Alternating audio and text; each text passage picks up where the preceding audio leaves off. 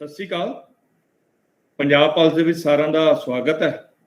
ਅੱਜ ਸਾਡੀ monthly discussion ਦੇ ਵਿੱਚ ਜਿਹੜਾ ਸਾਡਾ ਟੌਪਿਕ ਹੈ, ਜਿਹੜਾ ਪੰਜਾਬ ਦਾ ਇਸ ਸਮੇਂ ਬੜਾ ਗਰਮ ਇਸ਼ੂ ਹੈ ਔਰ ਬੜਾ ਇਸ ਸਮੇਂ ਆਪਾਂ ਸੁਣਨ ਨੂੰ ਮਿਲ ਰਿਹਾ ਹੈ। ਹਰ ਜਗ੍ਹਾ ਅਖਬਾਰਾਂ ਦੇ ਵਿੱਚ ਵੀ ਸੁਰਖੀਆਂ ਬਣ ਰਿਹਾ ਔਰ ਇਸ ਸਮੇਂ ਕਲਾਕਾਰਾਂ ਦੇ ਕਈ ਗਾਣਿਆਂ 'ਚ ਵੀ ਆ ਰਿਹਾ। ਉਹ ਵਿਸ਼ੇ ਹੈ ਬੰਦੀ ਸਿੱਖ ਦਾ।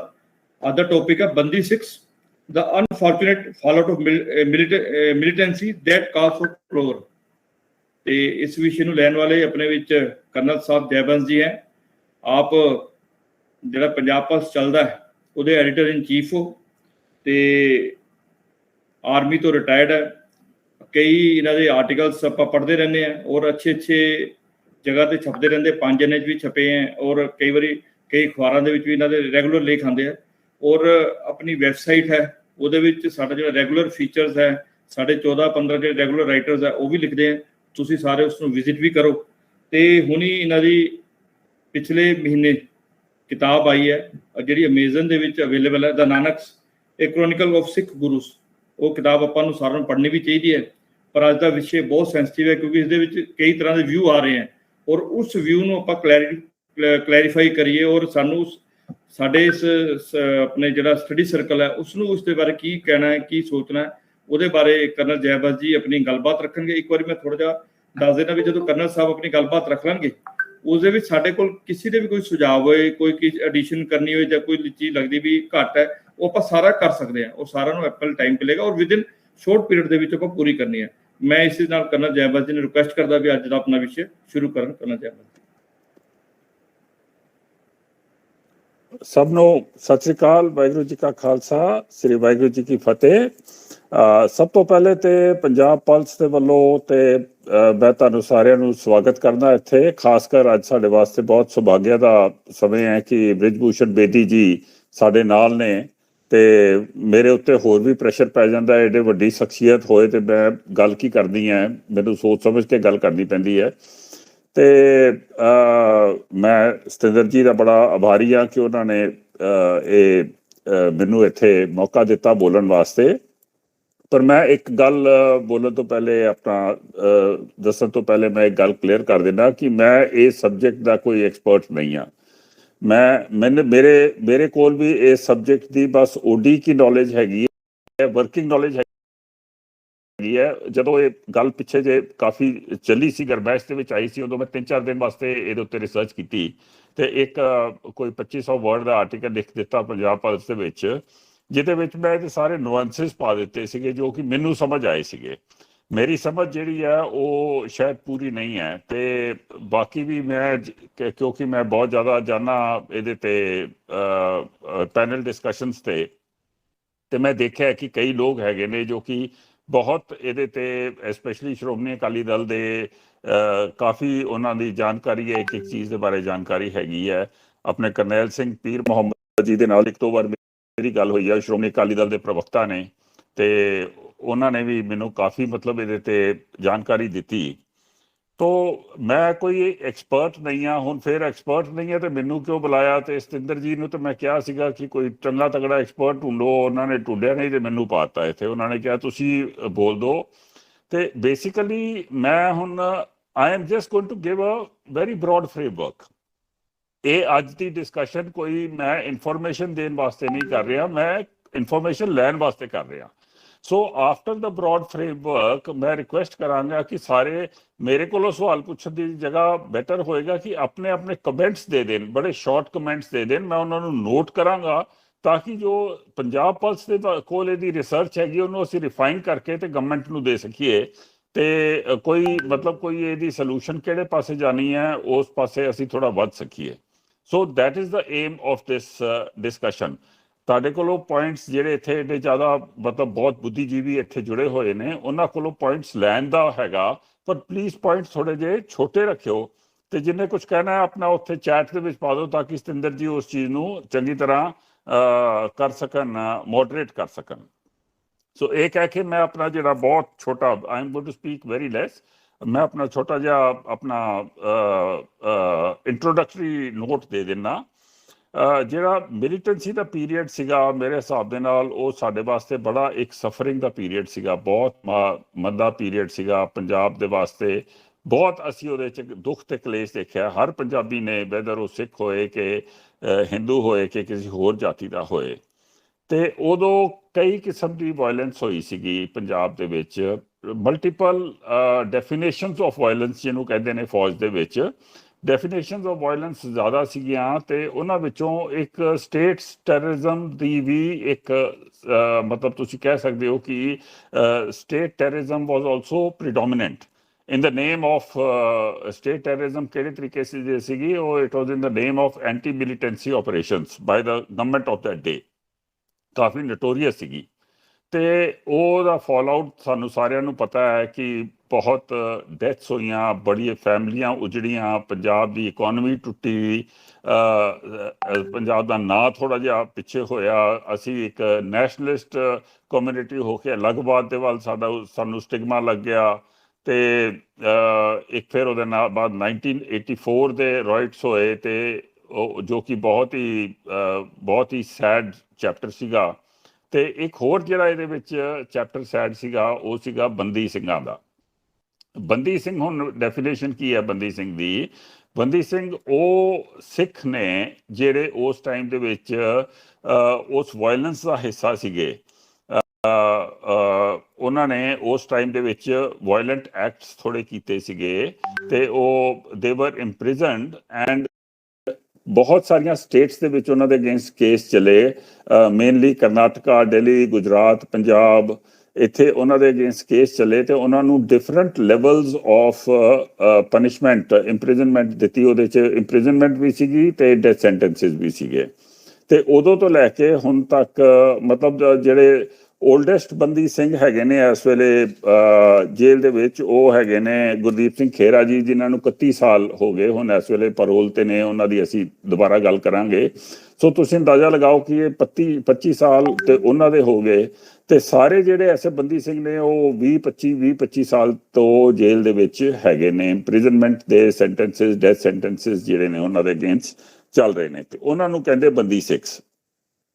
ਹੁਣ ਬੰਦੀ ਸਿੰਘ ਦੇ ਬਾਰੇ 'ਚ ਲੋਕਾਂ ਦਾ ਆਪਣਾ ਹਰ ਕਈ ਸੰਸਥਾਵਾਂ ਨੇ, ਕਈ ਆਰਗੇਨਾਈਜੇਸ਼ਨਸ ਨੇ, ਕਈ ਪੋਲੀਟੀਕਲ ਪਾਰਟੀਜ਼ ਨੇ, ਉਹਨਾਂ ਦਾ ਆਪਣਾ ਵਿਊ ਪੁਆਇੰਟ ਹੈਗਾ। ਮੈਂ ਜਿਹੜਾ ਵਿਊ ਪੁਆਇੰਟ ਦੇ ਰਿਹਾ ਵਾਂ ਉਹ ਮੇਰਾ ਆਪਣਾ ਪਰਸਨਲ ਵਿਊ ਪੁਆਇੰਟ ਹੈ, ਉਹ ਕਿਸੇ ਨਾਲ ਜੁੜਿਆ ਹੋਇਆ ਨਹੀਂ ਹੈ। It can be subjected to discussion also. ਮੈਨੂੰ ਲੱਗਦਾ ਹੈ ਕਿ ਇਹ ਬੰਦੀ ਸਿੰਘ ਜਿਹੜੇ ਨੇ ਇਹ ਕ੍ਰਿਮੀਨਲਸ ਨਹੀਂ ਸੀਗੇ, ਇਹ ਮਿਸਗਾਈਡਡ ਤੇ ਮਿਸਲੈਡ ਸੀ ਉਸ ਵੇਲੇ, ਤੇ ਇਹਨਾਂ ਨੂੰ ਜਿਹੜਾ ਮਿਸਗਾਈਡ ਕੀਤਾ ਸੀਗਾ ਤੇ ਇਹਨਾਂ ਨੂੰ ਜਿਹੜਾ ਮਿਸਲੀਡ ਕੀਤਾ ਸੀਗਾ, ਉਹਦੇ ਵਿੱਚ ਗਵਰਨਮੈਂਟਸ ਦਾ ਬਹੁਤ ਹੱਥ ਸੀਗਾ, ਕਿਉਂਕਿ ਗਵਰਨਮੈਂਟਸ ਨੇ ਆਪਣੀਆਂ ਪੋਲੀਟੀਕਲ ਐਸਪਾਇਰੇਸ਼ਨਸ ਨੂੰ ਅੱਗੇ ਕਰਨ ਵਾਸਤੇ ਉਸ ਵੇਲੇ ਕਾਫੀ ਮਤਲਬ ਗਦਰ ਕੀਤਾ ਸੀਗਾ ਪੰਜਾਬ ਦੇ ਵਿੱਚ। ਪੋਲੀਟੀਕਲ ਮਿਸਮੈਨੇਜਮੈਂਟ ਬਹੁਤ ਹੋਈ ਸੀਗੀ, ਜਿਹਦੇ ਕਾਰਨ ਕਿ ਕੁਝ ਯੂਥ ਜਿਹੜੇ ਨੇ ਉਹ ਮਿਸਗਾਈਡ ਹੋ ਗਏ, ਮਿਸਲੀਡ ਹੋ ਗਏ। ਇਹ ਕੋਈ ਕ੍ਰਿਮੀਨਲਸ ਨਹੀਂ ਨੇ। ਸੋ ਇਹਨਾਂ ਨੇ ਆਪਣੀ ਐਸਪਾਇਰੇਸ਼ਨਸ ਜਿਹੜੀਆਂ ਸੀਗੀਆਂ, ਇਹਨਾਂ ਦੀਆਂ ਕੋਈ ਪੋਲੀਟੀਕਲ ਐਸਪਾਇਰੇਸ਼ਨ ਸੀਗੀਆਂ, ਕਮਿਊਨਿਟੀ ਦੇ ਬਿਲੀਫ ਸੀਗੇ, ਆਪਣੇ ਕਮਿਊਨਿਟੀ ਬਿਲੀਫ ਜ਼ਿਆਦਾ ਸੀਗੇ, ਰਿਲੀਜੀਅਸ ਬਿਲੀਫ ਜ਼ਿਆਦਾ ਸੀਗੇ, ਜਿਹਦੇ ਕਾਰਨ ਇਹਨਾਂ ਨੇ ਮਿਲੀਟੈਂਸੀ ਦਾ ਰਸਤਾ ਫੜਿਆ। ਸੋ ਇਹਨਾਂ ਨੂੰ ਅਗਰ ਤੁਸੀਂ ਡੈਫੀਨੇਸ਼ਨਸ ਦੇਖੋ, ਫੌਜ ਦੇ ਵਿੱਚ ਹਰ ਚੀਜ਼ ਦੀ ਡੈਫੀਨੇਸ਼ਨ ਹੁੰਦੀ ਹੈ, ਤੇ ਇਹ ਟੈਰਰਿਸਟ ਦੀ ਡੈਫੀਨੇਸ਼ਨ ਦੇ ਵਿੱਚ ਮੇਰੇ ਹਿਸਾਬ ਦੇ ਨਾਲ ਨਹੀਂ ਆਉਂਦੇ ਨੇ। ਇਹ ਮਿਲੀਟੈਂਟ ਦੀ ਉਹਦੇ ਵਿੱਚ ਵੀ ਘੱਟ ਹੀ ਆਉਂਦੇ ਨੇ, ਬਟ ਬੇਸਿਕਲੀ ਦੇ ਵਰ ਰੈਬਲਸ ਐਂਡ ਰੈਵੋਲੂਸ਼ਨਰੀਜ਼ ਤੁਸੀਂ ਕਹਿ ਸਕਦੇ ਹੋ। ਉਹ ਡੈਫੀਨੇਸ਼ਨ ਇਹਨਾਂ ਨੂੰ ਜ਼ਿਆਦਾ ਸੂਟ ਕਰਤੀ ਹੈ, ਤੇ ਇਹ ਗੱਲ ਤੇ ਮੰਨਣੀ ਪਏਗੀ ਕਿ ਜੋ ਉਹਨਾਂ ਨੇ ਕੀਤਾ ਉਹ ਠੀਕ ਨਹੀਂ ਸੀਗਾ। ਜੋ ਮਰਡਰਸ ਹੋਏ, ਜੋ ਇਨੋਸੈਂਟ ਡੈਥਸ ਹੋਈਆਂ, ਉਹ ਠੀਕ ਨਹੀਂ ਸੀਗਾ। ਇਹ ਗੱਲ ਤੇ ਅਸੀਂ ਇਸ ਗੱਲ ਤੋਂ ਕੋਈ ਵੀ ਇਨਕਾਰ ਨਹੀਂ ਕਰ ਸਕਦਾ, ਤੇ ਉਸ ਗੱਲ ਨੂੰ ਅਗਰ ਦੇਖੋ ਤੇ ਇਹਨਾਂ ਨੂੰ ਸਜ਼ਾ ਮਿਲਣੀ ਚਾਹੀਦੀ ਸੀਗੀ। ਪਰ ਜਿਹੜੀ ਸਜ਼ਾ ਹੈ ਉਹ ਕ੍ਰਿਮੀਨਲ ਸਜ਼ਾ ਨਹੀਂ ਹੈ, ਉਹ ਇੱਕ ਪੋਲੀਟੀਕਲ ਡਿਸੀਡੈਂਟ ਵਾਲੀ ਸਜ਼ਾ ਜ਼ਿਆਦਾ ਮੰਨੀ ਜਾ ਸਕਦੀ ਹੈ। ਤੇ ਹੁਣ ਜਿਹੜਾ ਇਹ ਪੀਰੀਅਡ ਆਇਆ ਹੈ, ਜਿਹੜਾ ਇਸ ਵੇਲੇ ਮਿਲੀਟੈਂਸੀ ਜਿਹੜੀ ਆ ਉਹ ਵੇਨ ਕਰ ਗਈ ਹੈ ਪੰਜਾਬ ਦੇ ਵਿੱਚ, ਤੇ ਪੀਟਰ ਆਊਟ ਹੀ ਹੋ ਗਈ ਹੈ, ਤੇ ਇਹਦੇ ਵਿੱਚ ਐਸਾ ਲੱਗਦਾ ਹੈ ਕਿ ਬੰਦੀ ਸਿੰਘਾਂ ਨੂੰ ਕਲੀਮੈਂਸੀ ਦੀ ਜਿਹੜੀ ਉਹਨਾਂ ਦੇ ਵਾਸਤੇ ਆਵਾਜ਼ ਉੱਠੀ ਹੈ, ਉਸ ਆਵਾਜ਼ ਦੇ ਵਿੱਚ ਕੁਝ ਥੋੜਾ ਦਮ ਹੈਗਾ। ਤੇ ਇੱਕ ਤੇ ਮਤਲਬ ਮਿਲੀਟੈਂਸੀ ਵੇਨ ਕਰ ਗਈ ਹੈ, ਦੂਸਰੀ ਗੱਲ ਹੈ ਉਹਨਾਂ ਦੀ ਏਜ ਐਸੀ ਹੋ ਗਈ ਹੈ, ਸਾਰੇ 50 ਪਲੱਸ ਨੇ, 60 ਦੇ ਨੇੜੇ ਤੇੜੇ ਨੇ, ਉਹਨਾਂ ਨੂੰ ਮੈਂਟਲ ਇਸ਼ੂਜ਼ ਨੇ, ਹੈਲਥ ਇਸ਼ੂਜ਼ ਨੇ, ਉਹ ਕੋਈ ਚੀਜ਼ ਐਸੀ ਇਸ ਵੇਲੇ ਕਰ ਨਹੀਂ ਸਕਦੇ, ਤੇ ਪ੍ਰੋਬਬਲੀ ਉਹਨਾਂ ਨੂੰ at this twilight of the life ਉਹਨਾਂ ਨੂੰ ਆਪਣੀ ਫੈਮਲੀਜ਼ ਦੇ ਨਾਲ ਰਹਿਣ ਦਾ ਅਗਰ ਮੌਕਾ ਮਿਲ ਜਾਏ ਤੇ ਇਹਦੇ 'ਚ ਕੋਈ ਹਰਜ਼ ਨਹੀਂ ਹੈ। ਬਟ ਉਹ ਵੀ ਜਿਹੜਾ ਉਹ ਬੇਸ ਕਿਹਦੇ ਉੱਤੇ ਹੋਏਗਾ, ਉਹ ਗੁੱਡ ਬਿਹੇਵੀਅਰ ਦੇ ਉੱਤੇ ਬੇਸ ਹੋਣਾ ਚਾਹੀਦਾ ਹੈ, ਤੇ ਇਸ ਅਸ਼ੋਰੈਂਸ ਦੇ ਉੱਤੇ ਬੇਸ ਹੋਣਾ ਚਾਹੀਦਾ ਹੈ that they will live in accordance with the constitutional norms. ਉਹਨਾਂ ਦੇ ਉੱਤੇ ਟਾਡਾ ਦੇ ਜ਼ਿਆਦਾ ਲੱਗੇ ਸੀਗੇ, ਟੈਰਰਿਸਟ ਐਂਡ ਡਿਸਰਪਟਿਵ ਐਕਟੀਵਿਟੀਜ਼ ਦੇ ਵਿੱਚ ਉਹ ਜ਼ਿਆਦਾ ਗਏ ਸੀਗੇ। ਟਾਡਾ ਵੀ ਹੁਣ ਇਸ ਵੇਲੇ ਐਕਚੁਅਲੀ ਖਤਮ ਹੀ ਹੋ ਗਿਆ ਹੈ। ਸੋ ਕੋਈ ਐਸਾ ਧਾਰਾ ਵੀ ਨਹੀਂ ਹੈ ਜਿਹਦੇ ਨਾਲ ਉਹਨਾਂ ਨੂੰ ਅੰਦਰ ਰੱਖਿਆ ਜਾ ਸਕੇ। ਸੋ ਇਹ ਮੇਰਾ ਵਿਅਕਤੀਗਤ ਥਾਟ ਪ੍ਰੋਸੈਸ ਹੈਗਾ ਹੈ ਕਿ ਪ੍ਰੋਬਬਲੀ ਜੋ ਇਹ ਆਵਾਜ਼ ਉੱਠ ਰਹੀ ਹੈ ਬੰਦੀ ਸਿੱਖ ਦੀ ਰਿਹਾਈ ਦੀ, ਉਸ ਆਵਾਜ਼ ਦੇ ਵਿੱਚ ਦਮ ਹੈਗਾ ਹੈ, ਤੇ ਸ਼ਾਇਦ ਉਸ ਆਵਾਜ਼ ਨੂੰ ਅੱਗੇ ਲੈ ਕੇ ਜਾਣਾ ਇਹਦੇ ਵਿੱਚ ਕੋਈ ਕਮੀ ਨਹੀਂ ਹੈ, ਇਹਦੇ 'ਚ ਕੋਈ ਇਤਰਾਜ਼ ਨਹੀਂ ਹੋਣਾ ਚਾਹੀਦਾ।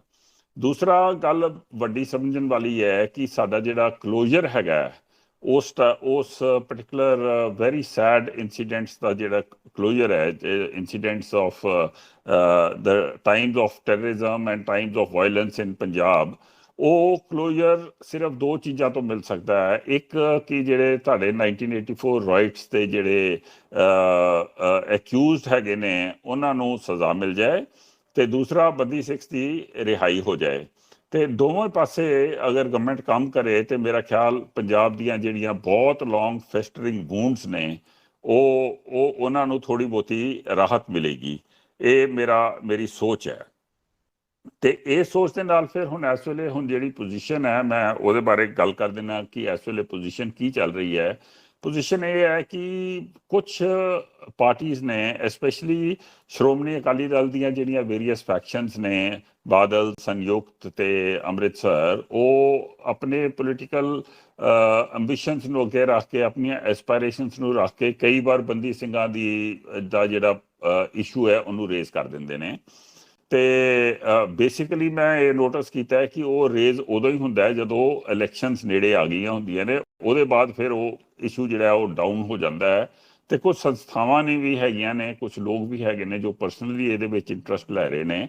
ਪਰ ਇਸ ਚੀਜ਼ ਦੀ ਮੈਂ ਹੁਣ ਜਦੋਂ ਮੈਂ ਇਹਦੇ 'ਚ ਇੰਟਰਸਟ ਲੈਣਾ ਸ਼ੁਰੂ ਕੀਤਾ ਇਸ ਪਰਟੀਕੂਲਰ ਟੌਪਿਕ ਦੇ ਵਿੱਚ, ਮੈਂ ਦੇਖਿਆ ਕਿ ਕੋਈ ਕੰਸਰਟਡ ਐਫਰਟ ਨਹੀਂ ਹੈ, ਕੋਈ ਐਸੀ ਮਤਲਬ ਕੋਈ ਡੀਪ ਸਰਚ ਕਰਕੇ ਕੰਸਰਟਡ ਐਫਰਟ ਕਿਤਨੇ ਨਹੀਂ ਮੈਨੂੰ ਨਜ਼ਰ ਆਇਆ। ਤੇ ਕੰਸਰਟਡ ਐਫਰਟ ਕੀ ਹੁੰਦਾ ਹੈ? ਕੰਸਰਟਡ ਐਫਰਟ ਹੁੰਦਾ ਹੈ ਕਿ ਇੱਕੋ ਜਗ੍ਹਾ ਕੋਈ ਵੈਬਸਾਈਟ ਹੋਏ, ਉਸ ਵੈਬਸਾਈਟ ਦੇ ਵਿੱਚ ਸਾਰਿਆਂ ਦਾ ਨਾਮ ਲਿਖਿਆ ਹੋਏ, ਉਹਨਾਂ ਦੇ ਪੂਰੀ ਡਿਟੇਲ ਹੋਏ, ਡਾਟਾ ਹੋਏ, ਫੈਮਿਲੀ ਦਾ ਡਾਟਾ ਹੋਏ, ਕਿੰਨੀ ਦੇਰ ਤੋਂ ਉਹ ਗਏ ਹੋਏ ਨੇ, ਕਿਹੜੀ ਕੋਰਟ ਨੇ ਉਹਨਾਂ ਨੂੰ ਕਿਹੜੇ ਕੇਸ ਦੇ ਵਾਸਤੇ ਉਹਨਾਂ ਨੂੰ ਇੰਪ੍ਰਿਜ਼ਨ ਕੀਤਾ ਸੀਗਾ, ਜਾਂ ਉਹਨਾਂ ਨੂੰ ਕਿਹੜੇ ਕੇਸ ਤੇ ਉਹ ਕਨਵਿਕਟ ਹੋਏ ਸੀਗੇ। ਉਹਦੇ ਬਾਅਦ ਫਿਰ ਉਹਨਾਂ ਦੀ ਰਿਹਾਈ ਦੇ ਵਾਸਤੇ ਜਿਹੜੀ ਮੈਟਰ ਹੈਗੀ ਆ ਉਹ ਮਲਟੀਪਲ ਇੰਸਟੀਟਿਊਸ਼ਨਸ ਦੇ ਵਿੱਚ ਉਹ ਮੈਟਰ ਨਿਕਲਣੀ ਹੈ, ਤੇ ਕਿਹੜੀ ਇੰਸਟੀਟਿਊਸ਼ਨ ਤੋਂ ਨਿਕਲ ਗਈ ਹੈ ਤੇ ਇਸ ਵੇਲੇ ਉਹ ਕਿੱਥੇ ਫਸੀ ਹੋਈ ਹੈ। ਅਗਰ ਐਸਾ ਕੋਈ ਡਾਟਾ ਹੋਏ ਤੇ ਫਿਰ ਇਹ ਕਨਫਿਊਜ਼ਨ ਜਿਹੜੀ ਹੈ ਇਹ ਦੂਰ ਹੋ ਸਕਦੀ ਹੈ। ਹੁਣ ਇਸ ਵੇਲੇ ਮੈਂ ਦੇਖ ਰਿਹਾ ਕਿ ਪੋਲੀਟੀਕਲੀ ਇੱਕ ਜਰਨਲਿਸਟ ਆਂਦਾ ਹੈ, ਉਹ ਆ ਕੇ ਇੱਕ ਸਵਾਲ ਪੁੱਛ ਲੈਂਦਾ ਹੈ, ਕਿਸੇ ਵੱਡੇ ਮਿਨਿਸਟਰ ਨੂੰ ਪੁੱਛ ਲੈਂਦਾ ਹੈ, ਕਿਸੇ ਹੋਰ ਨੂੰ ਪੁੱਛ ਲੈਂਦਾ ਹੈ, ਨੇਤਾ ਨੂੰ ਪੁੱਛ ਲੈਂਦਾ ਹੈ ਕਿ ਵੀ ਬੰਦੀ ਸਿੰਘਾਂ ਦੇ ਬਾਰੇ ਤੁਹਾਡਾ ਕੀ ਖਿਆਲ ਹੈ। ਉਹ ਸਾਰੇ ਕਹਿ ਦਿੰਦੇ ਨੇ ਨਹੀਂ ਜੀ ਬਹੁਤ ਮਾੜਾ ਹੋਇਆ, ਤੇ ਉਹਨਾਂ ਨੂੰ ਅਸੀਂ ਹੁਣ ਬੰਦੀ ਸਿੰਘਾਂ ਨੂੰ ਅਸੀਂ ਰਿਹਾ ਕਰਨ ਦੇ ਵਾਸਤੇ ਪੂਰੀ ਕਾਰਵਾਈ ਕਰ ਰਹੇ ਹਾਂ। ਸੋ ਤੇ ਇਹਦਾ ਟਾਈਮ ਹੋ ਗਿਆ, ਕਿਸੇ ਨੂੰ ਪੂਰੀ ਤਰੀਕੇ ਦੇ ਨਾਲ ਇਹ ਪਤਾ ਨਹੀਂ ਹੈ ਕਿ what is the actual case and what does it involve. So ਮੈਨੂੰ ਲੱਗਦਾ ਹੈ ਕਿ ਅਗਰ ਅਸੀਂ ਇਹਦਾ ਜਿਹੜਾ ਐਕਚੁਅਲ ਕੇਸ ਹੈ ਉਹਦੀ ਬੈਟਰ ਤਰੀਕੇ ਦੇ ਨਾਲ ਉਹਨੂੰ ਪ੍ਰੈਜੈਂਟੇਸ਼ਨ ਦਈਏ। ਅੱਛਾ, ਮੈਂ ਇੱਕ ਵਾਰ ਇਹ ਵੀ ਦੱਸ ਦੇਵਾਂ ਕਿ ਇਹੋ ਗੱਲ ਮੈਂ ਇੱਕ ਜਦੋਂ ਸਿਮਰਨਜੀਤ ਸਿੰਘ ਮਾਨ MP ਹੋਏ ਸੀਗੇ ਤੇ ਉਦੋਂ ਮੈਂ PTC ਦੇ ਵਿੱਚ ਡਿਬੇਟ 'ਚ ਬੈਠਿਆ ਸੀਗਾ, ਉੱਥੇ ਫਿਰ ਬੰਦੀ ਸਿੰਘਾਂ ਦੀ ਗੱਲ ਸ਼ੁਰੂ ਹੋ ਗਈ ਤੇ ਮੈਂ ਇਹੋ ਹੀ ਪੁਆਇੰਟ ਉੱਥੇ ਰੇਜ਼ ਕਰ ਦਿੱਤਾ। ਤੇ ਮੈਨੂੰ ਸ਼੍ਰੋਮਣੀ ਅਕਾਲੀ ਦਲ ਦੇ ਜਿਹੜੇ ਪ੍ਰਵਕਤਾ ਉੱਥੇ ਬੈਠੇ ਸੀਗੇ, ਆਪਣੇ ਉਹੀ ਪੀਰ ਮੁਹੰਮਦ ਜੀ, ਕਰਨੈਲ ਸਿੰਘ ਪੀਰ ਮੁਹੰਮਦ ਜੀ, ਉਹ ਮੈਨੂੰ ਕਹਿੰਦੇ ਕਿ ਗਵਰਨਮੈਂਟ ਖੁਦ ਕਿਉਂ ਨਹੀਂ ਇਹ ਸਾਰਾ ਕੁਝ ਇਕੱਠਾ ਕਰ ਸਕਦੀ, ਗਵਰਨਮੈਂਟ ਨੂੰ ਕੀ ਪ੍ਰੋਬਲਮ ਹੈਗੀ ਇਹ ਸਾਰੀਆਂ ਚੀਜ਼ਾਂ ਤੁਸੀਂ ਸਾਨੂੰ ਕਿਉਂ ਕਹਿ ਰਹੇ ਹੋ ਕਿ ਅਸੀਂ ਦਈਏ। ਇਹਦੇ ਵਿੱਚ ਵੀ ਦਮ ਹੈਗਾ ਹੈ, ਬਟ ਬੇਸਿਕਲੀ ਜਿਹੜੀ ਪਰਸੈਪਸ਼ਨ ਹੈ ਜਿਹੜੀਆਂ ਆਰਗੇਨਾਈਜੇਸ਼ਨਸ ਇਸ ਕੰਮ ਦੇ ਵਿੱਚ ਲੱਗੀਆਂ ਹੋਈਆਂ ਨੇ, ਜਿਹੜੀਆਂ ਪੋਲੀਟੀਕਲ ਪਾਰਟੀਆਂ ਲੱਗੀਆਂ ਹੋਈਆਂ ਨੇ, ਉਹਨਾਂ ਨੂੰ ਆਪਣੀ ਘੱਟ ਤੋਂ ਘੱਟ ਪਰਸੈਪਸ਼ਨ ਤੇ ਪੂਰੀ ਇਕੱਠੀ ਕਰਨੀ ਚਾਹੀਦੀ ਹੈ ਨਾ। ਤੇ ਗਵਰਨਮੈਂਟਸ ਬੇਸਿਕਲੀ ਐਡਾ ਕਿਸੇ ਚੀਜ਼ ਦੇ ਵਿੱਚ ਨਹੀਂ ਲੈਂਦੀਆਂ, ਦਿਲਚਸਪੀ ਨਹੀਂ ਲੈਂਦੀਆਂ। ਗਵਰਨਮੈਂਟਸ ਕਹਿੰਦੀਆਂ ਨੇ ਓਕੇ ਤੁਸੀਂ ਦੱਸੋ ਅਸੀਂ ਕੀ ਕਰਨਾ ਹੈ। ਤੇ ਹੁਣ ਮੈਂ ਜਿਹੜੀ ਗੱਲ ਕਰਾਂਗਾ ਉਹਦੇ ਨਾਲ ਤੁਹਾਨੂੰ ਪਤਾ ਲੱਗ ਜਾਏਗਾ ਕਿ ਗਵਰਨਮੈਂਟ ਨੇ ਇਹੋ ਹੀ ਉਹਨਾਂ ਨੂੰ ਕਿਹਾ ਕਿ ਬਈ ਦੱਸੋ ਕਰਨਾ ਕੀ ਹੈ 2019 ਦੇ ਵਿੱਚ, ਤੇ ਅਸੀਂ ਕਰ ਦਿੰਦੇ ਹਾਂ। ਏਡੀ ਕੀ ਗੱਲ ਹੋਈ, ਇਹਦੋਂ ਜ਼ਿਆਦਾ ਨਹੀਂ। ਸੋ ਬੇਸਿਕਲੀ ਹੁਣ ਮੈਂ ਇਸ ਗੱਲ ਦੇ ਉੱਤੇ ਆਨਾ ਕਿ ਇਹ ਬੰਦੀ ਸਿੰਘ ਦਾ ਜਿਹੜਾ ਪ੍ਰੋਬਲਮ ਹੈ ਇਹ ਖੜਾ ਕਿੱਥੇ ਹੈ। 2019 ਦੇ ਵਿੱਚ ਜਦੋਂ ਇਲੈਕਸ਼ਨ ਕੋਲੋਂ ਪਹਿਲੇ ਇਹਨਾਂ ਦੀ ਲਿਸਟ ਆਈ ਸੀਗੀ, ਉਸ ਲਿਸਟ ਦੇ ਵਿੱਚ 9 ਪ੍ਰੋਮੀਨੈਂਟ ਬੰਦੀ ਸਿੰਘਾਂ ਨੂੰ ਅੱਗੇ ਕੀਤਾ ਗਿਆ ਸੀਗਾ ਕਿ ਇਹਨਾਂ ਦੀ ਰਿਹਾਈ ਦੇ ਬਾਰੇ ਤੁਸੀਂ ਗੱਲ ਕਰਨੀ ਹੈ। ਤੇ 9 ਤੇ ਪ੍ਰੋਮੀਨੈਂਟ ਸੀਗੇ, 2 ਉਹਨਾਂ ਦੇ ਉੱਤੇ ਸੀਗੇ। ਤੇ ਮੈਂ ਉਹਨਾਂ ਦੇ ਨਾਂ ਤੁਹਾਨੂੰ ਦੱਸ ਦਿੰਦਾ, ਲਖਵਿੰਦਰ ਸਿੰਘ, ਗੁਰਮੀਤ ਸਿੰਘ, ਸ਼ਮਸ਼ੇਰ ਸਿੰਘ ਜੋ ਕਿ ਬੁਰੇਲ ਜੇਲ੍ਹ ਦੇ ਵਿੱਚ ਹੈਗੇ ਨੇ, ਗੁਰਦੀਪ ਸਿੰਘ ਖੇਰਾ ਜਿਨ੍ਹਾਂ ਨੂੰ 31 ਸਾਲ ਹੋ ਗਏ ਨੇ, ਦਿੱਲੀ ਤੇ ਕਰਨਾਟਕਾ ਦੇ ਕੋਰਟਸ ਦੇ ਵਿੱਚ ਉਹਨਾਂ ਦੇ ਉੱਤੇ ਹੋਈ ਸੀਗੀ, ਸਜ਼ਾ ਹੋਈ ਸੀਗੀ, ਤੇ ਇਸ ਵੇਲੇ ਉਹ ਅੰਮ੍ਰਿਤਸਰ ਜੇਲ੍ਹ 'ਚ ਨੇ। ਪਹਿਲੇ ਤਿਹਾੜ ਜੇਲ੍ਹ 'ਚ ਸੀਗੇ, ਉਹਨਾਂ ਨੂੰ ਅੰਮ੍ਰਿਤਸਰ ਜੇਲ੍ਹ ਦੇ ਵਿੱਚ ਇਸ ਵਾਸਤੇ ਪਾਇਆ ਗਿਆ ਸੀਗਾ ਕਿਉਂਕਿ ਉਹਨਾਂ ਨੂੰ ਮੈਂਟਲ ਹੈਲਥ ਇਸ਼ੂਜ਼ ਹੋ ਗਏ ਸੀਗੇ, ਤੇ ਉਹ ਉੱਥੋਂ ਦੇ ਹੁਣ ਇਸ ਵੇਲੇ ਪੈਰੋਲ ਤੇ ਨੇ। ਦਵਿੰਦਰਪਾਲ ਸਿੰਘ ਭੁੱਲਰ ਜਿਨ੍ਹਾਂ ਨੂੰ ਦਿੱਲੀ ਕੋਰਟ ਨੇ ਇੰਪਲੀਕੇਟ ਕੀਤਾ ਸੀਗਾ, ਉਹ ਇਸ ਵੇਲੇ ਨਾਭਾ ਜੇਲ੍ਹ 'ਚ ਨੇ। ਉਹਨਾਂ ਦਾ ਵੀ ਇਹੋ ਹੀ ਕੇਸ ਹੈ ਕਿ ਉਹ ਨਾਭਾ ਜੇਲ੍ਹ 'ਚ ਉਹਨਾਂ ਨੂੰ ਭੇਜਿਆ ਗਿਆ। ਬਲਵੰਤ ਸਿੰਘ ਰਜੌਣਾ ਦੇ ਬਾਰੇ ਤੁਸੀਂ ਜਾਣਦੇ ਹੋ ਕਿ ਉਹ CM ਆਪਣੇ ਬੇਅੰਤ ਸਿੰਘ ਜੀ ਦੇ ਮਰਡਰ ਦੇ ਵਾਸਤੇ ਗਏ ਸੀਗੇ। ਉਹਨਾਂ ਦੇ ਉੱਤੇ ਡੈਥ ਸੈਂਟੈਂਸ ਹੈਗਾ ਹੈ। ਸੈਂਟਰ ਨੇ ਉਹਨਾਂ ਨੂੰ ਕਿਹਾ ਹੋਇਆ ਕਿ ਅਸੀਂ ਡੈਥ ਸੈਂਟੈਂਸ ਨੂੰ ਕਮਿਊਟ ਕਰਾ ਕੇ ਲਾਈਫ ਇੰਪ੍ਰਿਜ਼ਨਮੈਂਟ ਕਰਾਂਗੇ। ਉਹ ਕੇਸ ਸੁਪਰੀਮ ਕੋਰਟ ਦੇ ਵਿੱਚ ਚੱਲ ਰਿਹਾ ਹੈ। ਹਜੇ ਤੱਕ ਉਹਨਾਂ ਦਾ ਕੇਸ ਜਿਹੜਾ ਉਹ ਲਾਈਫ ਇੰਪ੍ਰਿਜ਼ਨਮੈਂਟ ਦੇ ਵਿੱਚ ਚੇਂਜ ਨਹੀਂ ਹੋਇਆ, ਤੇ ਉਹ ਇਸ ਵੇਲੇ ਪਟਿਆਲਾ ਜੇਲ੍ਹ 'ਚ ਹੈਗੇ ਨੇ। ਹਾਲਾਂਕਿ ਸੈਂਟਰ ਨੇ ਕਿਹਾ ਹੋਇਆ ਹੈ ਕਿ ਸੈਂਟਰ ਇਹ ਕਰੇਗੀ। ਜਗਤਾਰ ਸਿੰਘ ਹਵਾਰਾ ਵੀ ਉਹੀ CM ਬੇਅੰਤ ਸਿੰਘ ਦੇ ਅਸਾਸੀਨੇਸ਼ਨ ਦੇ ਕੇਸ ਦੇ ਵਿੱਚ ਅੰਦਰ ਨੇ। ਉਹਨਾਂ ਨੂੰ ਅਕਾਲੀ ਦਲ ਦੀ ਇੱਕ ਫੈਕਸ਼ਨ ਨੇ, he has been named the Akal Takht jathedar also by one of the Akali Dal factions, ਤੇ ਉਹ ਇਸ ਵੇਲੇ ਮੇਰੇ ਖਿਆਲ ਤਿਹਾੜ ਜੇਲ੍ਹ 'ਚ ਨੇ। ਤੇ ਪਰਮਜੀਤ ਬੇਹੋਰਾ ਤੇ ਜਗਤਾਰ ਸਿੰਘ ਤਾਰਾ ਇਹ ਦੋਵੇਂ ਵੀ ਬੁਰੇਲ ਜੇਲ੍ਹ 'ਚ ਨੇ ਚੰਡੀਗੜ੍ਹ ਦੇ ਵਿੱਚ। ਲਾਲ ਸਿੰਘ ਜਿਨ੍ਹਾਂ ਦਾ ਗੁਜਰਾਤ ਦੇ ਵਿੱਚ ਕੇਸ ਚੱਲ ਰਿਹਾ ਸੀਗਾ ਤੇ ਨਾਭਾ ਜੇਲ੍ਹ 'ਚ ਸੀਗੇ, ਉਹਨਾਂ ਨੂੰ ਰਿਲੀਜ਼ ਕਰ ਦਿੱਤਾ ਹੈ। ਵਰਿਆਮ ਸਿੰਘ ਜਿਨ੍ਹਾਂ ਦਾ ਉੱਤਰ ਪ੍ਰਦੇਸ਼ ਦੇ ਵਿੱਚ ਚੱਲ ਰਿਹਾ ਸੀਗਾ ਕੇਸ, ਉਹਨਾਂ ਨੂੰ ਵੀ ਰਿਲੀਜ਼ ਕਰ ਦਿੱਤਾ ਹੈ। ਤੇ 9+2 ਇਹ ਹੋ ਗਏ ਤੁਹਾਡੇ 11 ਪੀਪਲ।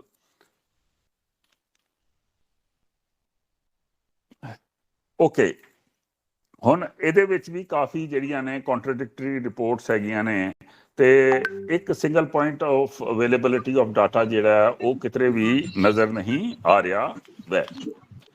ਤੇ ਜੋ ਬੇਸਿਕ ਲੇਟੈਸਟ ਇਹਦੀ ਜੋ ਸਰਗਰਮੀ ਹੈ, ਇਹਦੀ ਕਈ ਵਾਰ ਸਰਗਰਮੀ ਹੋਈ, ਜਿੱਦਾਂ ਰਜੌਣਾ ਦੇ ਕੇਸ ਦੇ ਵਿੱਚ ਸਰਗਰਮੀ ਹੋਈ ਕਿ ਉਹਨੂੰ ਕਮਿਊਟ ਕਰਨਾ ਹੈ। 2011 ਦੇ ਵਿੱਚ ਉਹਨਾਂ ਦੀ ਡੈਥ ਸੈਂਟੈਂਸ ਦਾ ਆਰਡਰ ਵੀ ਹੋ ਗਿਆ ਸੀਗਾ। ਫਿਰ ਸੁਪਰੀਮ ਕੋਰਟ ਤੋਂ ਅੱਗੇ ਜਾ ਕੇ ਮਰਸੀ ਪਟੀਸ਼ਨ ਹੋਈ ਤੇ ਉਹ ਦੁਬਾਰਾ ਸੁਪਰੀਮ ਕੋਰਟ 'ਚ ਚਲਾ ਗਿਆ। ਪਰ 2019 ਦੇ ਵਿੱਚ ਕਾਫੀ ਸਾਰੀਆਂ ਸਿੱਖ ਆਰਗੇਨਾਈਜੇਸ਼ਨਸ ਨੇ ਗਵਰਨਮੈਂਟ ਨੂੰ ਅਪਰੋਚ ਕੀਤਾ ਸੀਗਾ, ਯੂਨੀਅਨ ਗਵਰਨਮੈਂਟ ਨੂੰ ਅਪਰੋਚ ਕੀਤਾ ਸੀਗਾ ਕਿ ਵੀ ਇਹਦੇ ਬਾਰੇ ਕੁਝ ਕਰੋ। ਤੇ ਉਹ ਜਿਹੜਾ ਮੈਂ ਤੁਹਾਨੂੰ ਦੱਸ ਰਿਹਾ 8-9 ਬੰਦਿਆਂ ਦੀ ਪ੍ਰੋਮੀਨੈਂਟ ਦੀ ਲਿਸਟ ਜਿਹੜੀ ਆ ਉਹ ਉਹਨਾਂ ਨੂੰ ਦਿੱਤੀ ਸੀਗੀ। ਗਵਰਨਮੈਂਟ ਅਗਰੀ ਕਰ ਗਈ ਸੀਗੀ ਕਿ ਆਪਾਂ ਸਪੈਸ਼ਲ ਡਿਸਪੈਂਸੇਸ਼ਨ ਦੇਵਾਂਗੇ ਇਹਨਾਂ ਦੇ ਵਾਸਤੇ। ਤੇ ਬਲਵਿੰਦਰ ਰਜੌਣਾ ਦਾ ਜਿਹੜਾ ਕੇਸ ਹੈਗਾ, ਉਹਨੂੰ ਬਲਵੰਤ ਸਿੰਘ ਰਜੌਣਾ ਦੇ ਕੇਸ ਨੂੰ ਅਸੀਂ ਕਮਿਊਟ ਕਰ ਦੇਵਾਂਗੇ ਤੇ ਸਪੈਸ਼ਲ ਇੱਕ ਕਮਿਸ਼ਨ ਦੇਵਾਂਗੇ। ਤੇ ਗਵਰਨਮੈਂਟ ਨੇ ਇਹ ਨੋਟੀਫਿਕੇਸ਼ਨ ਵੀ ਕੱਢ ਦਿੱਤੀ। ਪਰ ਹੁਣ ਨੋਟੀਫਿਕੇਸ਼ਨ ਤੇ ਜਿਹੜੇ ਤਰੀਕੇ ਨਾਲ ਗਵਰਨਮੈਂਟ ਨੇ ਕੱਢੀ, ਉਹਦੇ ਵਿੱਚ ਕੁਝ ਲੋਕ ਐਕਸਟਰਾ ਐਡ ਹੋ ਗਏ, ਤੇ ਫਿਰ ਕਨਫਿਊਜ਼ਨ ਜਿਹੜੀ ਹੈ ਉਹ ਹੋਰ ਵੱਧ ਗਈ। ਉਹਦੇ ਵਿੱਚ ਜਿਹੜੀ ਨੋਟੀਫਿਕੇਸ਼ਨ ਗਵਰਨਮੈਂਟ ਨੇ ਕੱਢੀ ਉਹਦੇ ਨਾਲ ਹੋਰ ਥੋੜੀ ਕਨਫਿਊਜ਼ਨ ਵੱਧ ਗਈ। ਤੇ 9 ਤੋਂ ਪਹਿਲੇ ਮੈਂ 11 ਦੀ ਗੱਲ ਕੀਤੀ ਸੀ, 11 ਦੇ ਬਾਅਦ ਉਹ 25 ਦੇ ਉੱਤੇ 15 ਦੇ ਉੱਤੇ ਚਲੇ ਗਏ। ਤੇ ਹੁਣ ਅਸੀਂ ਬੇਸਿਕਲੀ ਅਗਰ ਅਸੀਂ ਕੋਈ ਗੱਲ ਕਰਨੇ ਆ ਤੇ 15 ਐਸੇ ਪ੍ਰੋਮੀਨੈਂਟ ਬੰਦੀ ਸਿੰਘ ਨੇ ਜਿਨ੍ਹਾਂ ਦੀ ਗੱਲ ਕਰਨੇ ਆ। ਤੇ ਜਿਹੜੇ 15 ਹੈਗੇ ਨੇ ਉਹਨਾਂ ਵਿੱਚੋਂ ਇਹ ਵੇਰੀਅਸ ਲਿਸਟ ਦੇ ਵਿੱਚ ਨੇ। ਮੈਂ ਖੁਦ ਕਨਫਿਊਜ਼ ਹੋ ਗਿਆ ਐਡੀਆਂ ਲਿਸਟਾਂ ਦੇਖ ਕੇ ਕਿ ਪਤਾ ਨਹੀਂ ਕਿੱਥੋਂ ਕੀ ਉਹ ਇੱਕ ਬੰਦੇ ਦਾ ਨਾਂ ਕਰਕੇ ਤੇ ਬਹੁਤ ਮੁਸ਼ਕਲ ਪੈ ਗਈ ਸੀਗੀ। ਤੇ ਹੁਣ ਇਸ ਵੇਲੇ ਜੋ ਸਟੇਟ ਹੈ, ਅਗਰ ਅਸੀਂ 15 ਬੰਦਿਆਂ ਦੀ ਗੱਲ ਕਰੀਏ ਤੇ 15 ਬੰਦਿਆਂ ਦੇ ਵਿੱਚੋਂ 6 ਜਿਹੜੇ ਨੇ ਉਹ ਰਿਹਾ ਹੋ ਚੁੱਕੇ ਨੇ। 6 ਜਿਹੜੇ ਨੇ ਉਹ ਰਿਹਾ ਹੋ ਚੁੱਕੇ ਨੇ ਤੇ 6 ਐਸੇ ਨੇ ਜਿਨ੍ਹਾਂ ਦਾ ਫਿਊਚਰ ਹਜੇ ਤੱਕ ਪਤਾ ਨਹੀਂ ਹੈ ਕਿ ਉਹ ਕਿਹੜੇ ਪਾਸੇ ਜਾਣਗੇ ਤੇ ਉਹਨਾਂ ਦਾ ਕੀ ਹੋਏਗਾ।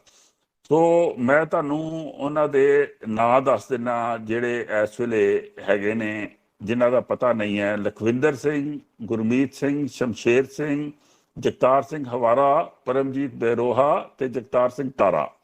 ਇਹ ਹੈਗੇ ਨੇ, ਇਹਨਾਂ ਦਾ ਹਜੇ ਬੇਸਿਕਲੀ ਕੁਝ ਪਤਾ ਨਹੀਂ ਹੈ। ਤੇ ਇੱਕ ਹਰਦੀਪ ਸਿੰਘ ਵੀ ਹੈਗਾ, ਉਹਦਾ ਇੱਕ ਲਿਸਟ ਦੇ ਵਿੱਚ ਨਾਂ ਆਉਂਦਾ ਬਾਬਾ ਸੂਰਤ ਸਿੰਘ ਸੰਘਰਸ਼ ਕਮੇਟੀ ਦੀ ਲਿਸਟ ਦੇ ਵਿੱਚ, ਜਿਨ੍ਹਾਂ ਦੇ ਬਾਰੇ 'ਚ ਜਿਨ੍ਹਾਂ ਨੂੰ ਰਿਲੀਜ਼ ਕਰ ਦਿੱਤਾ ਹੋਇਆ ਹੈ ਅੰਮ੍ਰਿਤਸਰ ਤੋਂ। ਤੇ ਇਹਨਾਂ ਦੇ ਇਲਾਵਾ ਜਿਹੜਾ ਡੈਥ ਸੈਂਟੈਂਸ ਹੈਗਾ ਬਲਵੰਤ ਸਿੰਘ ਰਜੌਨਾ ਦਾ, ਉਹ ਵੀ ਸਬ ਜੁਡਿਸ ਹੈ ਇਸ ਵੇਲੇ, ਉਹਨੂੰ ਵੀ ਪ੍ਰੋਸੈਸ ਕਰਨਾ ਹੈ। ਤੇ 2 ਹੋਰ ਐਸੇ ਕੇਸ ਨੇ ਜਿਹੜੇ ਕਾਫੀ ਦੂਰ ਤੱਕ ਪਹੁੰਚੇ ਹੋਏ ਨੇ। ਇੱਕ ਹੈਗਾ ਆਪਣੇ ਪ੍ਰੋਫੈਸਰ ਦਵਿੰਦਰ ਭੁੱਲਰ ਦਾ ਤੇ ਦੂਸਰਾ ਹੈਗਾ ਗੁਰਦੀਪ ਸਿੰਘ ਖੇਰਾ ਦਾ। ਸੋ ਬੇਸਿਕਲੀ ਅਗਰ ਅਸੀਂ ਹੁਣ ਗੱਲ ਕਰਨੀ ਹੈ ਤੇ 6 ਅਗਰ ਨੂੰ ਰਿਲੀਜ਼ ਕਰਾਣਾ ਹੈ ਤੇ ਅਸੀਂ ਇਹ ਵੀ ਸੋਚ ਸਕਨੇ ਹਾਂ ਕਿ ਭੁੱਲਰ ਦਵਿੰਦਰਪਾਲ ਸਿੰਘ ਭੁੱਲਰ ਤੇ ਖੇਰਾ ਦੇ ਕੇਸ ਦੇ ਵਿੱਚ ਕੀ ਚੱਲ ਰਿਹਾ ਹੈ।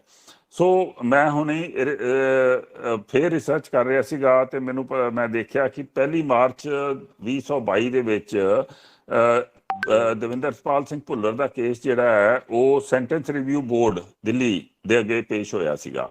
ਉਦੋਂ ਪਹਿਲੇ ਵੀ ਉਹਨਾਂ ਦਾ 2 ਵਾਰ ਜਿਹੜਾ ਹੈ ਉਹ ਸੈਂਟੈਂਸ ਰਿਵਿਊ ਬੋਰਡ ਦੇ ਅੱਗੇ ਉਹਨਾਂ ਦਾ ਕੇਸ ਪੇਸ਼ ਹੋ ਗਿਆ ਸੀਗਾ। ਦੋਨੋਂ ਵਾਰ ਰਿਜੈਕਟ ਹੋ ਗਿਆ ਸੀਗਾ 2020 ਦੇ ਵਿੱਚ। ਤੇ ਉਹਨਾਂ ਦਾ ਕੇਸ ਅੱਗੇ ਗਿਆ ਵੈ ਤੇ ਹੁਣ ਉਹਦਾ ਰਿਜ਼ਲਟ ਹਜੇ ਤੱਕ ਤੇ ਪਤਾ ਨਹੀਂ ਲੱਗਿਆ।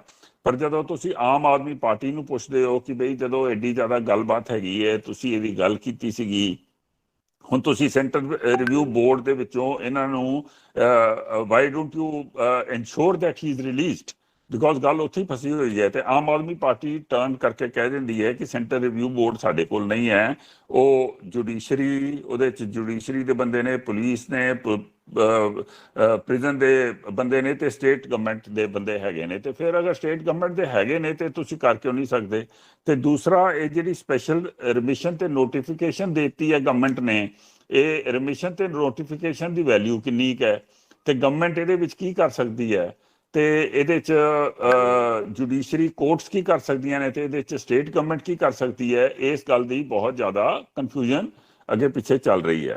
ਸਿਮਿਲਰਲੀ ਗੁਰਦੀਪ ਸਿੰਘ ਖੇਰਾ ਨੂੰ ਵੀ 31 ਸਾਲ ਹੋ ਗਏ ਨੇ, ਹੁਣ ਉਹਨਾਂ ਨੂੰ ਪਰਮਾਨੈਂਟ ਪੈਰੋਲ ਦੇ ਵਿੱਚ ਬਾਹਰ ਕੀਤਾ ਹੋਇਆ ਹੈ।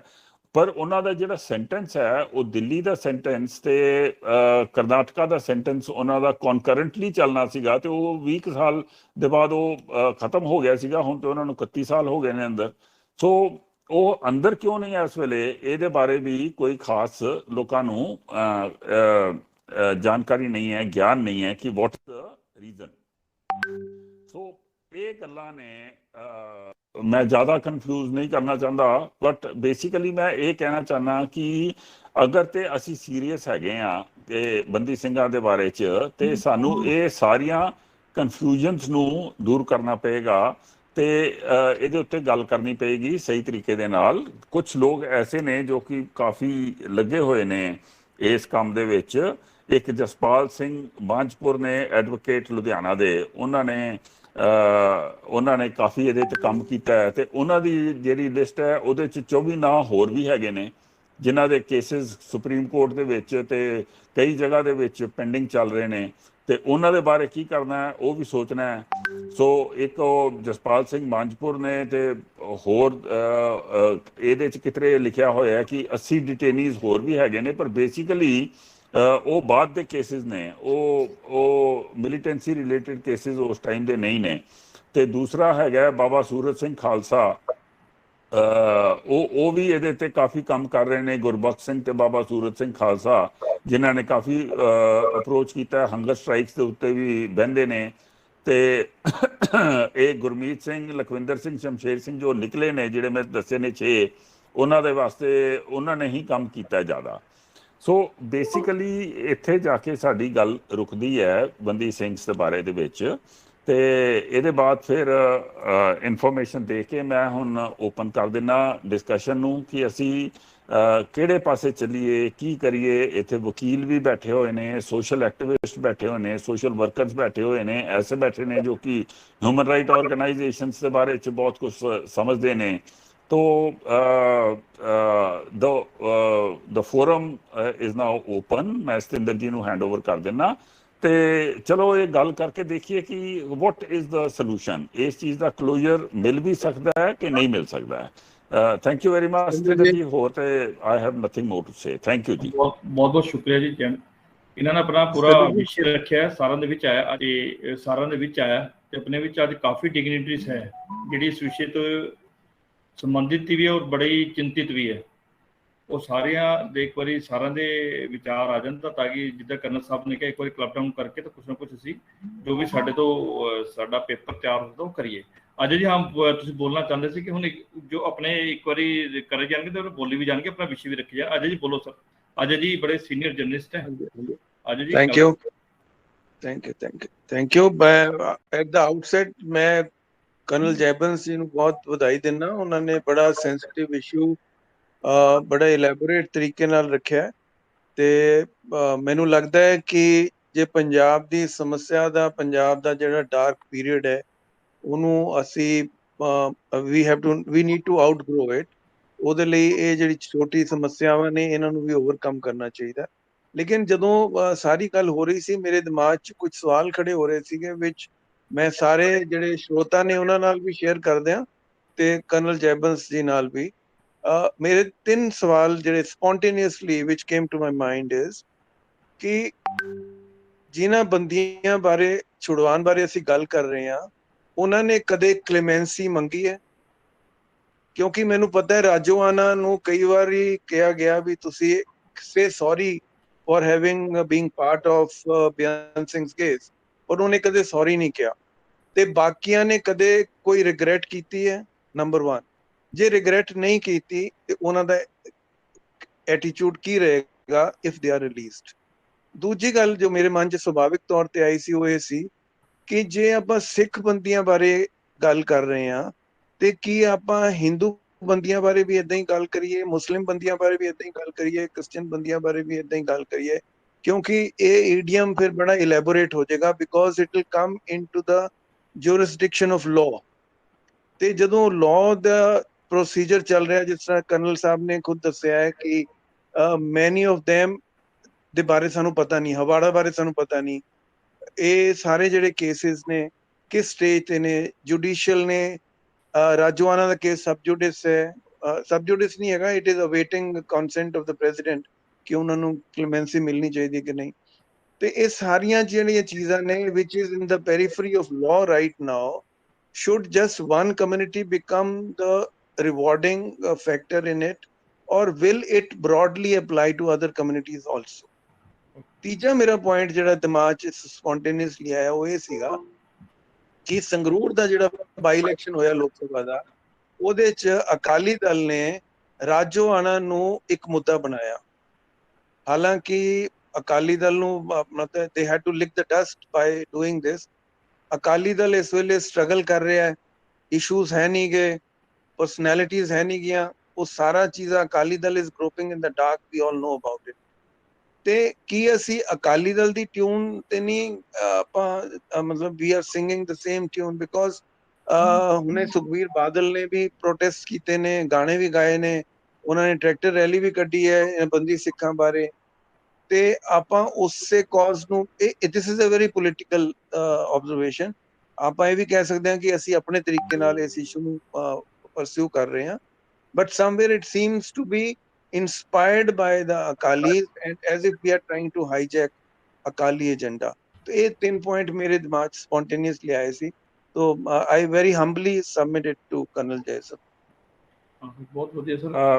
एक सेकंड जी, मैं दा एक आंसर देना चाहना सर। एक मिनट करना सर आंसर नहीं, मैं अपनी ऑब्जर्वेशन देनी चाहना इस गल दे उत्ते कि अजय जी ने बहुत बहुत सेंसिटिव इशूज रेज कीते ने ਤੇ ਮੇਰੇ ਹਿਸਾਬ ਦੇ ਨਾਲ ਅਗਰ ਤੇ ਕਲੋਜ਼ਰ, ਇਸ ਗੱਲ ਦਾ ਕਲੋਜ਼ਰ ਲਿਆਣਾ ਮੈਂ ਅਸੀਂ ਪੰਜਾਬ ਦੇ ਵਿੱਚ, ਜੋ ਕਿ ਮੈਂ ਕਿਹਾ ਬਹੁਤ ਜ਼ਰੂਰੀ ਹੈ ਇਸ ਵੇਲੇ, ਮਿਲੀਟੈਂਸੀ ਦੇ ਫੇਜ਼ ਦਾ ਕਲੋਜ਼ਰ ਲੈ ਕੇ ਆਣਾ ਹੈ, ਤੇ probably at the end of it ਆਲ ਇਹਨੂੰ ਇੱਕ ਹਿਊਮਨ ਐਂਗਲ ਦੇ ਉੱਤੇ ਦੇਖ ਕੇ, ਪਰ ਅਦਰਵਾਈਜ਼ ਅਗਰ ਲਾਅ ਤੇ ਅਗਰ ਸਿਸਟਮ ਇਹ ਕਹਿੰਦਾ ਹੈ ਤੇ ਫਿਰ ਇਨਫੋਰਮੇਸ਼ਨ ਤੇ ਕਰੈਕਟ ਹੋਣੀ ਚਾਹੀਦੀ ਹੈ ਨਾ। ਇਸ ਵੇਲੇ ਮਤਲਬ ਜਦੋਂ ਤੁਸੀਂ ਆਪਣੇ ਆਪ ਦੇਖੋ, ਜਿਹੜੇ ਸਾਡੇ ਯੰਗਰ ਜਨਰੇਸ਼ਨਸ ਨੇ, ਜਾਂ ਵੋਟਿੰਗ ਦਾ ਟਾਈਮ ਆਉਂਦਾ ਹੈ ਤੇ ਜਦੋਂ ਕਿਹਾ ਜਾਂਦਾ ਜੀ ਬੰਦੀ ਸਿੰਘਾਂ ਦੀ ਰਿਹਾਈ, ਤੇ ਐਸਾ ਇੰਪ੍ਰੈਸ਼ਨ ਮਿਲਦਾ ਹੈ ਕਿ ਪਤਾ ਨਹੀਂ ਕਿੰਨੇ 100 ਬੰਦੀ ਸਿੰਘ ਅੰਦਰ ਹੈਗੇ ਨੇ ਜਿਨ੍ਹਾਂ ਦੀ ਰਿਹਾਈ ਦੇ ਬਗੈਰ ਕਿੰਨੇ ਕੁ ਫੈਮਲੀਜ਼ ਜਿਹੜੀਆਂ ਨੇ, ਹਜ਼ਾਰਾਂ ਬੰਦੀ ਸਿੰਘ ਅੰਦਰ ਨੇ ਤੇ ਪਤਾ ਨਹੀਂ ਕਿੱਥੇ ਨੇ ਤੇ ਕਿੱਦਾਂ ਉਹ ਵੈਲਟ ਕਰ ਰਹੇ ਨੇ। So information is also a very important factor. ਮੇਰੇ ਹਿਸਾਬ ਦੇ ਨਾਲ it's a very important factor ਜਿਹਨੂੰ ਕਿ ਅਸੀਂ ਇਸ ਚੀਜ਼ ਦੇ ਵਿੱਚ ਕਰੈਕਟ ਇਨਫੋਰਮੇਸ਼ਨ ਪੂਰੇ ਪੰਜਾਬ ਦੇ ਵਿੱਚ ਨਿਕਲਣੀ ਬਹੁਤ ਜ਼ਰੂਰੀ ਹੈ। ਤੇ ਮੈਂ ਅਜੇ ਜੀ ਦੀ ਗੱਲ ਤੋਂ ਇਹ ਇਨਫੋਰਮੇਸ਼ਨ ਦਾ ਵੀ ਪੁਆਇੰਟ ਨੋਟ ਕਰ ਲਿਆ। ਨੈਕਸਟ ਹੈ ਲੋ ਸਤਿੰਦਰ ਜੀ। ਹੁਣੇ ਅਨਿਲ ਜੀ ਨੇ ਮੈਸੇਜ ਲਿਖ ਕੇ ਭੇਜਿਆ, ਲਗਭਗ ਸੇਮ ਜਿਹੜੇ ਗੱਲ ਅਜੇ ਜੀ ਨੇ ਰੱਖੀ ਹੈ, ਆਪਣੀ ਕੰਸਰਨਸ ਰੱਖੇ ਹੈ, ਉਹ ਲਗਭਗ ਉसी ਭਾਸ਼ਾ ਦੇ ਵਿੱਚ ਆਪਣੀ ਅਨਿਲ ਜੀ ਸ਼ਰਮਾ ਜੀ ਰੱਖੇ, ਉਹ ਸਾਡੇ ਬਿਲਕੁਲ ਨਾਲ ਲਿਖੇ ਹੋਏ ਬਾਕਸ ਦੇ ਵਿੱਚ ਆਪਾਂ ਪੜ੍ਹ ਸਕਦੇ।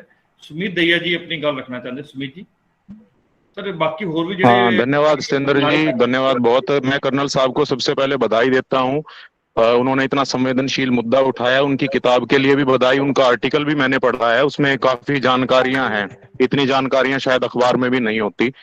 और मैं ये कहना चाहता हूँ कर्नल साहब, प्रधानमंत्री जी ने 550वें शताब्दी गुरु साहब का जो महोत्सव था वहां से अनाउंस किया था कि हम इनको रिहा करेंगे बंदी सिंहों को, क्योंकि इनकी सजा से काफी ज्यादा समय गुजर चुका है। एक इस बात पे आप क्या कहना चाहेंगे? दूसरा ये है सर कि आपने जैसे जिक्र किया कि बहुत सारी संस्थाएं या एनजीओज हैं जिन्होंने इस बारे में प्रयास किए, तो बहुत सारी फॉरेन की या दूसरे देशों की जहां पंजाबी रहते हैं काफी बड़ी मात्रा में, तो ऐसी संस्थाएं हैं जहां पे प्रयास किए गए और क्या तर्क दिया गया, उस बारे में आप थोड़ी रोशनी डालें। उन्होंने कहा कि जब कोई कानून अस्तित्व में नहीं रहता तो सजा आधारहीन हो जाती है। टाडा के तहत सजाएं दी गई थी, ज्यादातर 1995 में टाडा खत्म हो गया। आतंकवाद के दौर में टाडा कंट्रोल करने के लिए आतंकवाद को इंट्रोड्यूस किया गया था। तो इस बारे में भी थोड़ा आप रोशनी डालें सर, क्या कहना चाहेंगे? सुमित थैंक यू, आपने अच्छा पॉइंट मेरे को कहा, पर मैं रोशनी डालने के लिए पहले ही मैंने कहा था कि मैं तो आपके कमेंट्स लेने के लिए रोशनी आपको डालनी चाहिए थी कि आप एक वकील हो। आप मुझे बताओ, मैंने टाडा के बारे में बात कर दी थी कि टाडा जो है वो खत्म हो गया है, तो अभी ये अंदर रह भी सकते हैं, ये इनकी जेल टर्म जो है वो लीगल रही भी हैं कि नहीं रही हैं, ये पॉइंट ऑफ लॉ है। ये मेरे ख्याल पॉइंट ऑफ लॉ आप और सुंदर जी इसको ज़्यादा समझा सकते हैं। और दूसरा जो फॉरेन, हाँ, जब भी कई बार जब प्राइम मिनिस्टर बाहर गए हैं तो बंदी सिंहों की बात उनसे हुई है, उन्होंने वहां भी आश्वासन दिए हैं, पर at the end of it all मैं वही कह रहा हूं कि ऐसा लगने लग जाता है जैसे कि बहुत सारे, there are thousands of them in the jail. तो ये करेक्ट इंफॉर्मेशन जो है और करेक्ट इसका किसकी जिम्मेवारी है? सेंटर ने तब मान के नोटिफिकेशन कर दी थी, पर क्या सेंटर की नोटिफिकेशन इनफ थी? अभी 2019 से लेके 3 साल हो गए हैं। 3 साल में उस नोटिफिकेशन के ऊपर कहीं वो जाके एसआरबी में फंसा हुआ है, कहीं वो कोर्ट में फंसा हुआ है, कहीं अच्छा कईयों को तो पैरोल भी हुई है, वो पैरोल के ऊपर बाहर हैं, परमानेंट पैरोल के ऊपर बाहर हैं। सो बेसिकली इस टाइम के ऊपर विद इन प्रिजन कितने हैं? मेरे हिसाब से तो रजौना इज वन और हवारा इज द सेकंड जो कि इस टाइम के ऊपर अंदर हैं। बाकी सारे पैरोल पर आते रहते हैं जाते, कई तो परमानेंट पैरोल पर हैं। सो ये मुद्दा कहाँ खड़ा है, यही इसीलिए आज हमारा ये वेबिनार इस पर चल रहा है कि व्हाट इसकी आगे इसको कैसे बढ़ाएं। किसी का भी दिल करता है जब भी कोई पॉलिटिकल रोटियां सेकनी होती हैं तो बंदी सिखों की बात करके तो एक स्टेटमेंट दे दी जाती है। वो स्टेटमेंट ना एलेबरेट होती है और ना ही पंजाब को उस स्टेटमेंट की एक्चुअल सिचुएशन क्या है उसके बारे में पता है। तो this information is very important. Sir मेरे कल 3 आए हैं सवाल। प्रवीण चौबे जी, यस सर। साहब से फिर अमरनाथ दीपक जी, प्रवीण जी शुरू। Thank you sir. कर्नल साहब नमस्कार। बहुत अच्छा नमस्कार जी। वैलिड पॉइंट है और आज के डेट पे ये बड़ा वाजिब है सवाल। लेकिन मुझे लगता है कि इस तरह के जितने भी इश्यूज आते हैं ना, ये आपने भी बता दिया पॉलिटिकल ही है ज्यादातर। और ये इशू जैसा कि अभी थोड़ी देर पहले अजय जी ने रखा था कि इसको लार्जर वे पे अगर आप देखेंगे, क्योंकि देखिए आप इसको पार्ट पे तो ले नहीं सकते, इसका असर तो पूरा होल इंडिया पे होना है। तो फिर आ जाएगी बात, फिर यासीन मलिक को हम क्या माने। कुछ कुछ समय पहले एक दूसरी सरकार के समय वो स्टेट गेस्ट हुआ करते थे, आज वो अंदर हैं। या नलिनी के केस को हम क्या कहें। तो ये बहुत बारीक लाइन है कि, और ये बड़ा प्रॉब्लमेटिक एक चीज है जो मुझे लगता है कि क्या ये पॉलिटिकल इश्यूज हैं या क्या ये लॉ एंड ऑर्डर के इश्यूज हैं।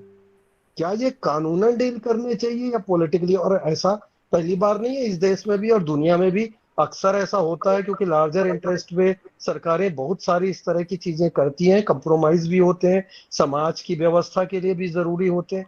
मुझे लगता है आज की डेट पे इस बात का सबसे बड़ा जो जरूरत है वो ये है कि पंजाब में जो अभी सीन उठ रहा है और जो एक फिर से एक मिलिटेंसी की थोड़ी बहुत कहीं बहुत जो सुबोगाहट मिलती है, उसकी रोशनी में इसको ये जरूर देखना चाहिए कि इसमें इन लोगों को रिहा कर सकते हैं। बहुत अच्छी बात है, बुजुर्ग हो चुके हैं, बीमार भी हैं, लेकिन क्या उनको रिहा करने से मिलिटेंसी को कम करने में मदद मिलेगी या उसे मिलिटेंसी बढ़ने का खतरा है। इस चीज को समझदारी से एनालिसिस करके जरूर कोई भी पॉजिटिव कदम अगर सरकार स्वस्थ समाज के लिए उठा सकती है तो ऑलवेज उसका वेलकम है। बहुत बहुत धन्यवाद सर।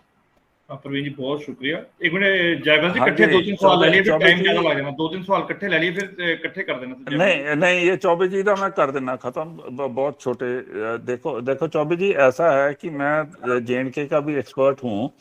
तो यसीन मलिक जो है उसकी जो थॉट प्रोसेस है और ये बंदी सिंहों की जो थॉट प्रोसेस थी, या जिस तरीके की मिलिटेंसी पंजाब में चली थी और जिस तरीके की terrorism, state sponsored terrorism JNK में चल रही है, उसमें बहुत अंतर है। और वो जो स्टेट स्पॉन्सर्ड टेररिज्म है उसमें कई सालों से, कई डिकेड से यसीन मलिक का कितना हाथ रहा है और कैसे रहा है, ये इसमें बहुत अंतर है। तो यसीन मलिक और उसके जैसे लोगों को हम यहाँ के बंदी सिंहों के साथ उनकी तुलना नहीं कर सकते। दूसरी बात जो आपने कहा है कि पंजाब में मिलिटेंसी आने का अंदेशा है, पंजाब में मिलिटेंसी आने का कोई अंदेशा नहीं है। पंजाब ने सेपरेटिज्म को शुरू से ही रिजेक्ट किया है, आगे भी रिजेक्ट करेगी। हाँ, पंजाब में मिलिटेंसी लाने की कोशिश बहुत हो रही है, बहुत कोशिश हो रही है। पंजाब पाकिस्तान की तरफ से कोशिश हो रही है। पाकिस्तान की जो पॉलिसी है वो ऐसी होती है कि किसी ना किसी जगह को आग लगा के रखो। और अभी जब उनकी आग जो है वो कश्मीर में जो कम हो गई है, ऑलमोस्ट पूरी तरह से उसको डाउन कर दिया है, तो वो अटेम्प्ट कर रहे हैं। और वो अटेम्प्ट किस तरीके से कर रहे हैं, वो कुछ यहाँ आर्म्स को वेरियस सोर्सेज से भेज के, गैंगस्टर्स को आगे करके और ड्रग्स की प्रोलिफरेशन करके और कुछ लोगों को उकसा के तो सेपरेटिस्ट एजेंडास को ऊपर लाने की कोशिश कर रहे हैं, पर वो कामयाब नहीं होंगे। मेरे हिसाब से पंजाब में कोई ऐसी सिचुएशन नहीं है जिसमें कि पंजाब में सामने कोई मिलिटेंसी का दौर नजर आता हो। Thank you. Thank you Sardar PS गोत्रा जी। Thank you sir. मेरा एक ही पॉइंट हैगा, आई एम नॉट, अगर इमोशनल और HR ਦੇ ਹਿਊਮਨ ਰਾਈਟ ਦੇ ਹਿਸਾਬ ਨਾਲ ਦੇਖਿਆ ਜਾਏ ਤੇ ਇਹਨਾਂ ਨੂੰ ਰਿਲੀਜ਼ ਕਰਨਾ ਚਾਹੀਦਾ, ਲੇਕਿਨ ਉਹਦਾ ਸੋਸਾਇਟੀ ਤੇ ਕੀ ਅਸਰ ਪਏਗਾ। ਅੱਜ ਦੀ ਡੇਟ ਵਿੱਚ ਸਾਡਾ ਯੂਥ ਜਿਹੜਾ ਹੈ ਉਹ ਬੜਾ ਤਿੰਨ ਅਜਤੇ ਵੇ, ड्रग्स ले लो, सोशल मीडिया ले लो, अनएम्प्लॉयमेंट ले लो। We don't want to make बंदी ਸਿੰਘਾਂ ਨੂੰ ਹੀਰੋ नहीं बनना चाहिए। और ਜਿਹੜਾ पॉलिटिकल क्लाइमेट हैगा पंजाब में, हर एक पॉलिटिकल पार्टी कोशिश करेगी कि ਇਹਨਾਂ ਨੂੰ ਹੀਰੋ ਬਣਾਈਏ ताकि ज़्यादा मासेस ਨੂੰ अपने ਪਿੱਛੇ ਲਾਈਏ। सो ਸਾਨੂੰ ਛੱਡਣਾ ਤਾਂ ਚਾਹੀਦਾ, लेकिन ऐसे तरीके ਨਾਲ ਜਿਵੇਂ एक करके या लॉन्ग पैरोल ਤੇ ਭੇਜ ਦਿੱਤੇ, वापस आ गए, तो ਉਹ मौका ਕਿਸੇ पार्टी ਨੂੰ ना मिले कि भी ਇਹਨਾਂ ਨੂੰ ਹੀਰੋ बना के ਅਸੀਂ अपना ਉਹਦਾ एडवांटेज ले ਲਈਏ। तो मेरा ਇਹ ਸੁਝਾਅ ਹੈਗਾ। Thank you. ਹਾਂਜੀ, मैं इन्होंने नाल अमरनाथ दीपक जी का भी ले ला सर सवाल। हाँ, मैं बात करना चाह रहा था। कर्नल साहब, सत श्री अकाल। मेरा आज का जो आपका विषय है, इससे जुड़ने का एक खास मकसद है। मैं समझना चाह रहा था कि ये जो बंदी रिहाई की बात है, ये सिख बंदी है या टेररिस्ट बंदी है? मतलब मेरे ये नहीं समझ आ रहा है कि आप उन बंदियों को या उन जेल में पड़े हुए उन लोगों को ने उस समय में जो काम किए, उनकी रिहाई का मतलब क्या है? नंबर 2 बात, अजय जी जैसे कह रहे थे कि भाई अपना ये मुस्लिम फलाना ढिकाना, मतलब ये ईसाई, ये क्या बेकार की चीज है? पंजाब ने टेररिज्म फेस किया है, मरे हैं, हजारों लोग मरे हैं उस सारे मामले में, उनके जिम्मेवार ये लोग रहे हैं, तभी वो जेल में है। दीपक नंद भी है, दिनेश।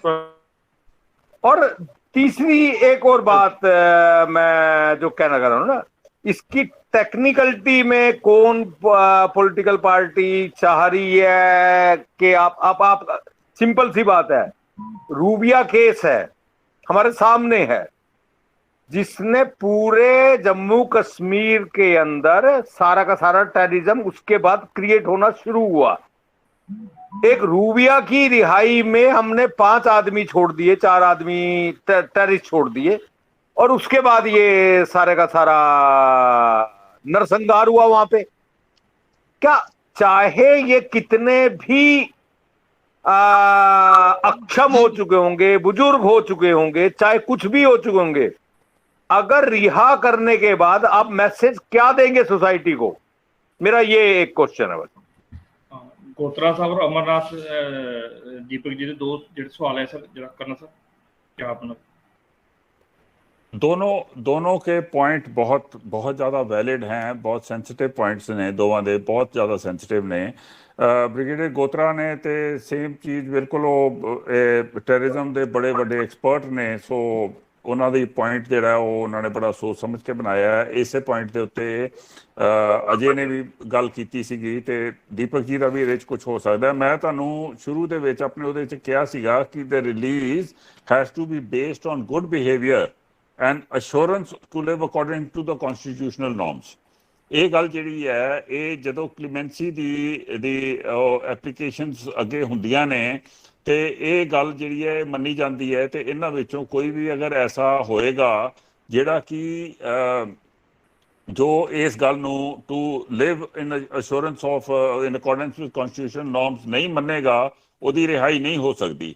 ਤੇ ਇਸੇ ਵਾਸਤੇ ਮੇਰੇ ਹਿਸਾਬ ਦੇ ਨਾਲ, ਮੈਂ ਪੂਰੀ ਤਰ੍ਹਾਂ ਮੈਨੂੰ ਯਕੀਨ ਨਹੀਂ ਹੈ, ਮੇਰੇ ਹਿਸਾਬ ਦੇ ਨਾਲ ਜਿਹੜੇ 6 ਬਾਹਰ ਗਏ ਨੇ ਤੇ ਜਿਨ੍ਹਾਂ ਨੇ ਬਾਹਰ ਜਾ ਕੇ ਕੋਈ ਐਸਾ ਕੁਝ ਨਹੀਂ ਕੀਤਾ ਜਿਹਦੇ ਨਾਲ ਕੋਈ ਪ੍ਰੋਬਲਮ ਕ੍ਰੀਏਟ ਹੋਏ, ਤੇ ਪਤਾ ਵੀ ਨਹੀਂ ਲੱਗਿਆ ਪੰਜਾਬ ਨੂੰ ਕਿ ਉਹ 6 ਬਾਹਰ ਨੇ, ਤੇ ਜਿਹੜੇ ਬਾਕੀ ਪਰਮਾਨੈਂਟ ਪੈਰੋਲ ਦੇ ਉੱਤੇ ਬਾਹਰ ਨੇ, ਉਹਨਾਂ ਨੇ ਵੀ ਹਜੇ ਕੁਝ ਨਹੀਂ ਕੀਤਾ ਐਸਾ ਜਿਹਦੇ ਨਾਲ ਕੋਈ ਮਤਲਬ ਕੋਈ ਇੱਕ ਪੋਲੀਟੀਕਲ ਸਰਗਰਮੀ ਇੱਥੇ ਹੋ ਜਾਏ, ਸੈਪਰੇਟਿਸਟ ਸਰਗਰਮੀ ਹੋ ਜਾਏ। ਇਨਫੈਕਟ ਜੋ ਸੈਪਰੇਟਿਜ਼ਮ ਦੀ ਇਸ ਵੇਲੇ ਗੱਲ ਕਰ ਰਹੇ ਨੇ, ਉਹ ਇਹ ਫੈਮਲੀਜ਼ ਨਹੀਂ ਨੇ, ਉਹ ਇੱਕ ਅਲੱਗ ਤਬਕਾ ਹੈ, ਤੇ ਉਹ ਤਬਕਾ ਜਿਹੜਾ ਹੈ ਉਹਦੀ ਫੋਰਨ ਫੰਡਿੰਗ ਚੱਲ ਰਹੀ ਹੈ, ਤੇ ਉਹ ਬੇਸਿਕਲੀ ਉਹ ਬੰਦੇ ਫੋਰਨ ਕੰਟਰੀਜ਼ 'ਚ ਬੈਠੇ ਹੋਏ ਨੇ। ਇਹ ਇੱਕ ਹੋਰ ਵੱਡੀ ਇੱਕ ਡਿਬੇਟ ਦਾ ਇਸ਼ੂ ਹੈਗਾ ਕਿ ਉਹਨਾਂ ਐਸੇ ਬੰਦਿਆਂ ਦੇ ਨਾਲ ਕਿੱਦਾਂ ਡੀਲ ਕਰਨਾ ਹੈ। ਸੋ ਇਹ ਅਸ਼ੋਰੈਂਸ ਤੇ ਪੱਕਾ ਡੈਫੀਨੇਟਲੀ ਲੈਣੀ ਪਏਗੀ। ਤੇ ਅਗਰ ਉਹ ਬਾਹਰ ਜਾ ਕੇ ਕੁਝ ਐਸੀਆਂ ਪੋਲੀਟੀਕਲ ਸੈਪਰੇਟਿਸਟ ਗੱਲਾਂ ਕਰਦੇ ਨੇ ਜਾਂ ਸੈਪਰੇਟਿਜ਼ਮ ਨੂੰ ਉਹ ਬੜਾਵਾ ਦਿੰਦੇ ਨੇ, ਤੇ ਉਹਨਾਂ ਨੂੰ ਦੁਬਾਰਾ ਤੇ ਅਰੈਸਟ ਕਰਨਾ ਹੀ ਪਏਗਾ, ਇਹਦੇ 'ਚ ਤੇ ਕੋਈ ਸ਼ੱਕ ਨਹੀਂ ਹੈ। ਦੂਸਰੀ ਗੱਲ ਜਿਹੜੀ ਦੀਪਕ ਜੀ ਨੇ ਐਡ ਕਰਨਾ ਚਾਹੁੰਦਾ ਸੀ ਕੰਸਰਨ, I'm sorry, interfere कर रहे हैं जी। Be unless the accused is ready to apologize for his mistakes,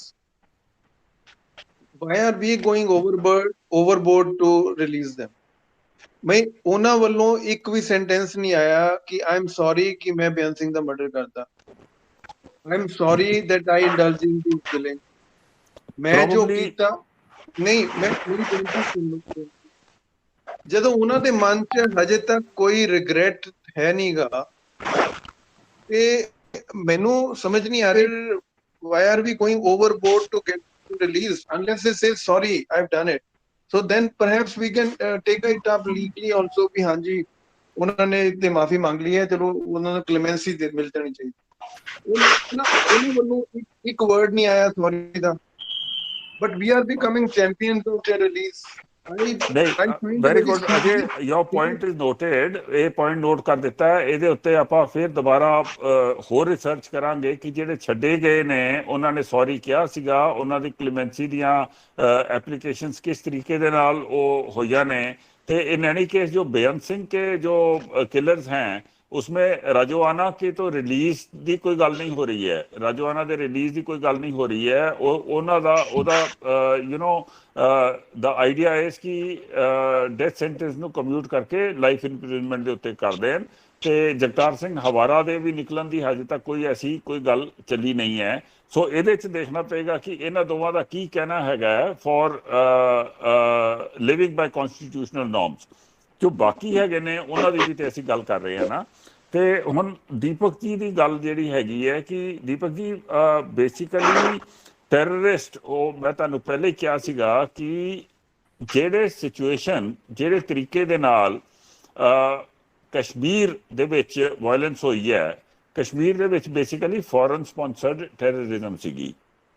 ਤੇ ਕਸ਼ਮੀਰ ਦੇ ਵਿੱਚ ਇੱਕ ਰਿਲੀਜੀਅਸ ਬੇਸਡ ਸੈਪਰੇਟਿਜ਼ਮ ਦਾ ਇੱਕ ਮਾਹੌਲ ਕ੍ਰੀਏਟ ਕੀਤਾ ਸੀਗਾ, ਜਿਹਦੇ ਕਾਰਨ ਉਹਨਾਂ ਨੇ ਬੜੀ ਬੇਦਰਦੀ ਦੇ ਨਾਲ ਪੂਰੀ ਦੀ ਪੂਰੀ ਹਿੰਦੂ ਕਮਿਊਨਿਟੀ ਨੂੰ ਬਾਹਰ ਕੱਢ ਦਿੱਤਾ। ਫਿਰ ਉੱਥੋਂ ਦਾ ਜਿਹੜਾ ਸੂਫੀ ਤਰੀਕਾ ਸੀਗਾ ਰਹਿਣ ਦਾ, ਉਹਨੂੰ ਚੇਂਜ ਕਰਕੇ ਉਹਨਾਂ ਨੇ ਵਹਾਬੀ ਸਲਾਫੀ ਤਰੀਕੇ ਦੀ ਇਸਲਾਮ ਨੂੰ ਉੱਤੇ ਲੈ ਕੇ ਆਉਣ ਦੀ ਕੋਸ਼ਿਸ਼ ਕੀਤੀ।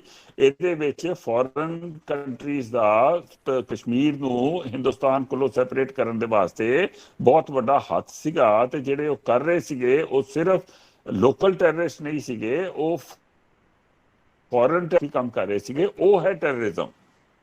ਜਿਹੜੀ ਇੱਥੇ ਹੈ ਤੁਸੀਂ ਇਹ ਨੋਟਿਸ ਕਰੋ ਕਿ ਉਸ ਟਾਈਮ ਦੇ ਉੱਤੇ ਵੀ ਹੁਣ ਇਹ ਵੈਦਰ ਭਿੰਡਰਾਂਵਾਲਾ ਨੇ ਕਦੀ ਖਾਲਿਸਤਾਨ ਮੰਗਿਆ ਕਿ ਨਹੀਂ ਮੰਗਿਆ, ਇਹਦੀ ਵੀ ਇਸ ਵੇਲੇ ਡਿਬੇਟ ਚੱਲ ਰਹੀ ਹੈ।